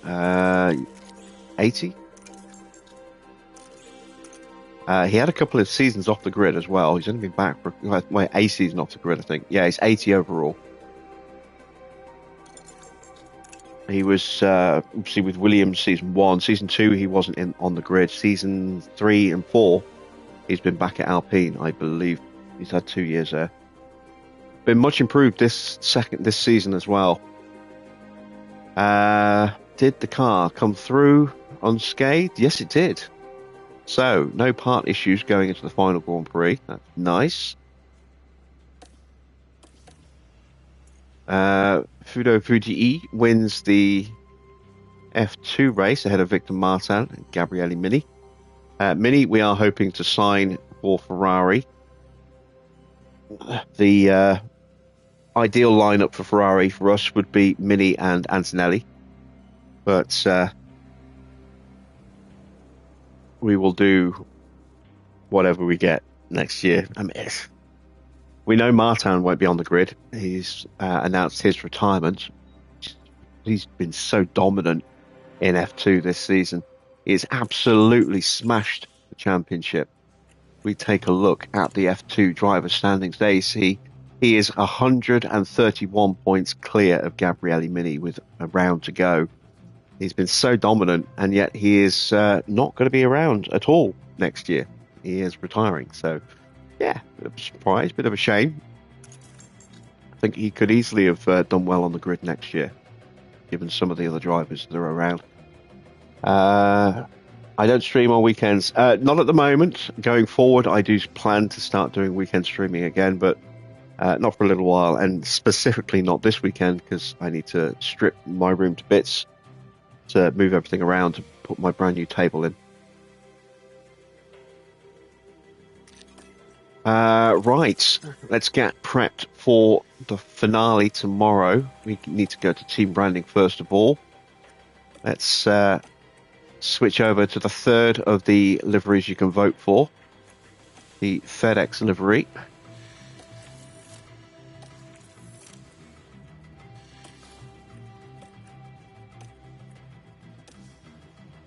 I did say actually, didn't I? I would show you the West logo that I've been working on. I need to retool the S. The S I'm not quite happy with. The E is about as good as it's going to get, unfortunately. The T and the W, absolutely spot on. Haven't done a driver suit for them yet. But my first rough go at the livery, the livery is there.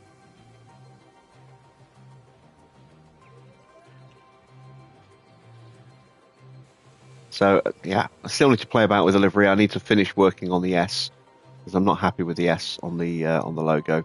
Looks all right from distance, but when you start to really look at it, it just looks a bit off.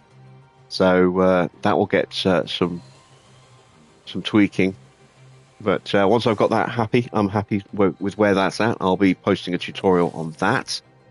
Let's go back to FedEx delivery.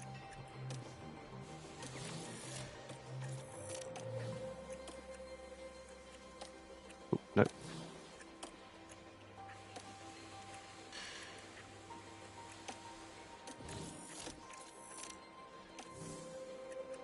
And the driver suit.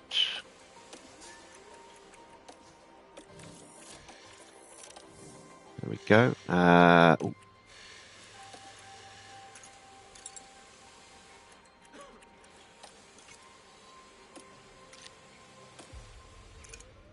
actually going to bump the brightness up on the white.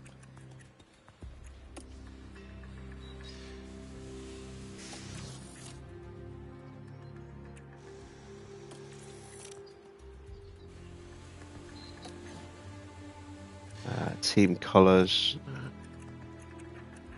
We want white, and then purple, and then orange. There we go. And there we are, prepped and ready for tomorrow, season finale, and the third of the 3 liveries that you can vote for. If you haven't already voted, if you go onto the posts tab, formerly the community tab on my channel, you'll see the poll is still up. It will be open until the end of tomorrow night's race. At that point, we will then take the winner and apply that as the permanent livery for this team going forward.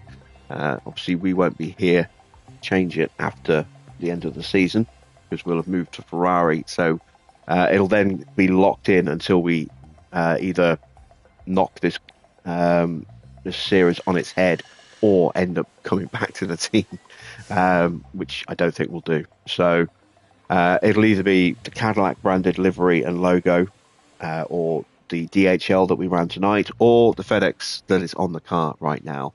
Voting, as I say, open for another 24 hours or so, and then we'll apply the results after that. Right, what else do we need to do? We've got 2.4 mil in the bank. Let's see what the board thought. They were disappointed. How are they disappointed? Third and fourth. Third and fourth. So we got one car on the podium, but we won the sprint with a 1-2, a dominant 1-2, and we wrapped up the Drivers' Championship, which was only really between our 2 drivers anyway. And yet they were disappointed because we didn't win. Wow. Okay. I think the board probably needs a new boardroom. Let's stick an upgrade on that then. Hospitality is still fine. That's about to break. That's going to be an expensive refurb. We're not going to upgrade that. Oh, my headset's disconnected.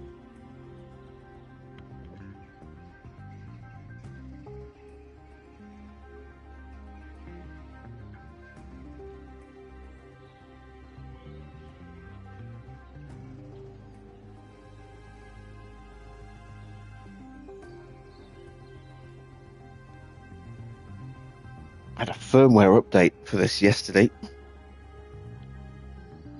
and yet it's still disconnecting, which is annoying. Let's have a look at car development. The factory upgrade's just been started. That is 3 months away. Design center's just been finished. That's now level 3. Same for the CFD sim. Wind tunnel, not that long ago finished. Suspension sim is just 5 days away from going up to level 2. Car park test center is fine. We're going to be leaving the team in a decent condition, considering it started with bare bones. So that is really nice to see. Staffing is sorted. We're not going to we don't need to do anything with Pat Fry because he's signed a new 4-year deal. Peter Pedromo has 1 more year to go on his deal. We will leave that in the hands of Cadillac. We're not going to lock him down. Same for Aurelien Pallier. He has 1 year left on his deal. Again, we will leave that to Cadillac when they take ownership of the team to decide if they want to re-sign him or get someone else. As far as the driver lineups, we've got Oscar on a good contract. Kimi has 2 more years on his deal, and we're going to try and poach him at Ferrari, assuming that we can actually tempt him over. Over 2 years to go for Marcus and for Tom as well, so we don't need to worry about any of those guys. 5 years still for Christian 2 years left for Christian on a development role. Just 1 year left for Jack Doohan, also on a development role. And Abby has another 3 years to go. She's on a marketing role at the moment. And again, we will leave the affiliates to them and let them make their own decisions. Although, maybe we should try and sign Jack Crawford to the reserve pool. He's out of contract in... Oh, no, he's going to Aston as an affiliate. Okay. Who's the next American on the grid that's any good apart from Stroll? Not Stroll, Sargent. Let's have a look.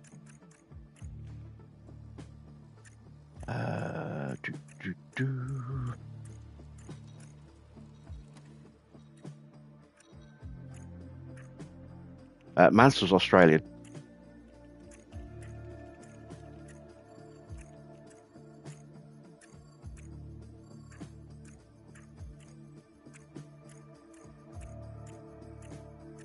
Some of these guys have really collapsed in their rating.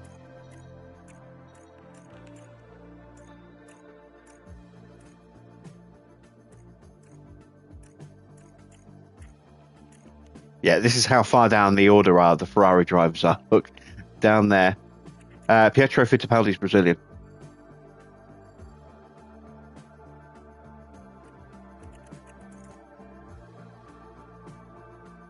As is Enzo.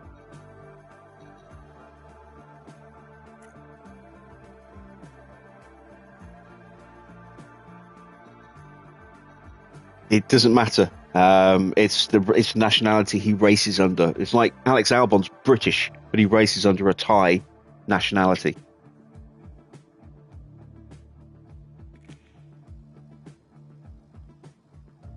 Schwartzman, Bobby Schwartzman is Russian, but he races under an Israeli nationality.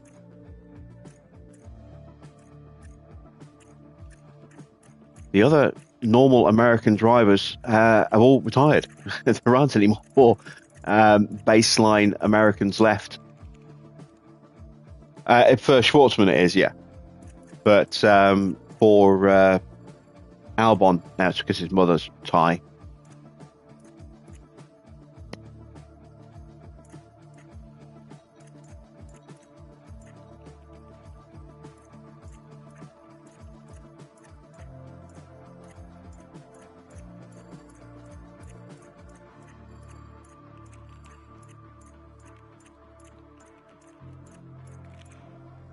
Yeah, Jack Crawford's the last American rookie standing.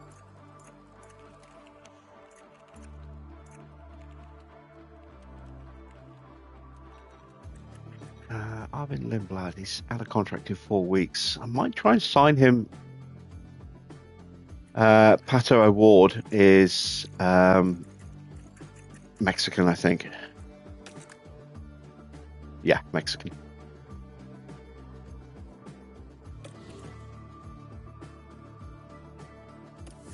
Right. 4 days to go. It's advanced time.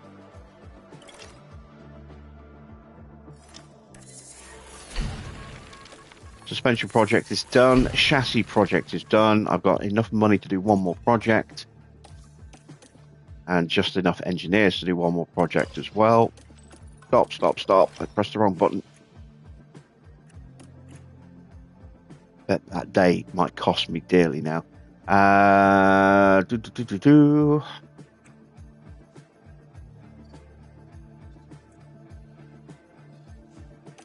I can't remember which is in need of the work more. So let's load so that we can see the 2 projects that have just finished applied as well.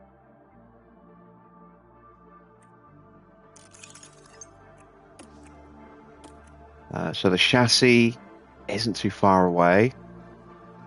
On the engine cooling, it's topped the airflow loss. Front wing, can't do another front wing, just don't have the time or the money. Same for rear wing, but we've done something with those. Side pods, there's another side pod going through right now. Underfloor, probably do another underfloor actually. Yeah, let's do another underfloor.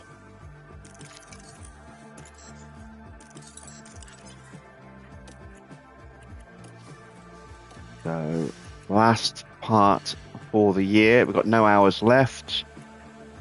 Check I can actually squeeze it in. I need another engineer.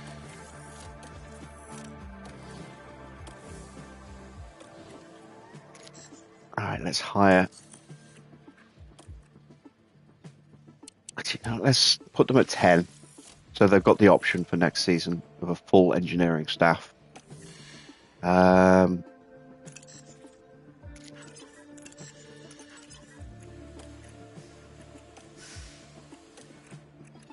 Underfloor.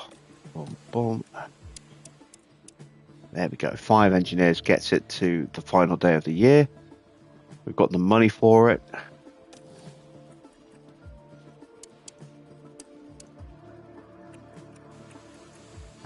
We will tweak the airflow sensitivity. And we'll just dial these back a bit.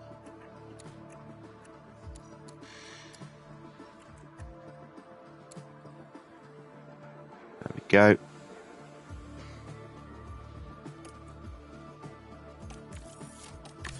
And that's it. We have 200 grand left.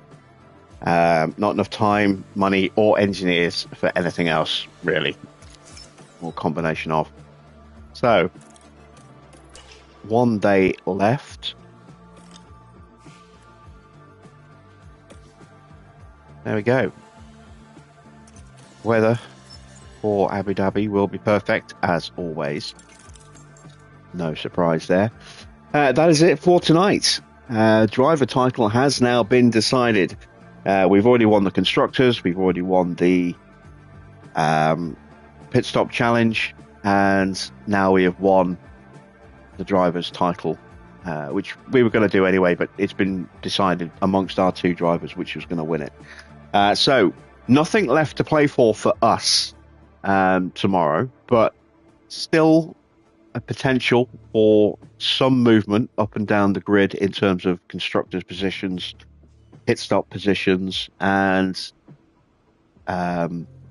drivers' positions as well. So we'll see how that kind of shakes out as the weekend goes on. We will be doing a last to first challenge again tomorrow. We'll start at the back. We won't start from the pit lane this time. We'll actually start on the grid. We'll just start 21st, 22nd, unless we need to tweak the setup, in which case we will start from the pits. But plan will be to try and just start on the grid, and then maybe we can make up a couple of places in the first few heavy braking zones rather than just catching up. And we'll see how we do with the last of first tomorrow, see if we can actually overcome that gap. Maybe we should have gone with soft tyres to start our race tonight, so that we could have got a bit of an undercut potentially and made our way through the field a little bit quicker perhaps. But it's done now. We didn't do too bad. I was quite pleased with the way the drivers cut through. Another sterling drive from Kimi. Really, really hope that Ferrari's not so far gone that he turns his nose up at us next year, because I'm desperate to sign him. And I'm now going to try and tweak my West logo at some point over the next 24 hours, and then that should hopefully go live over the weekend. There'll be another Mojo Madness video probably over the weekend as well. Bit more hell diving action there for you, and then we'll be back with the start of season 5 on Monday. So that's it from me. Thanks for watching. If you have enjoyed tonight's stream, please drop a like. If you are not yet subscribed, then why not go ahead and subscribe as well? It's free, won't cost you anything apart from your time. And be sure to hit that bell to be notified when I do go live as well. I'll be back usual time of 8 p.m. tomorrow. Until then, thanks for watching. I'm Jim Bob, and I'll be back with more F1 Manager very soon.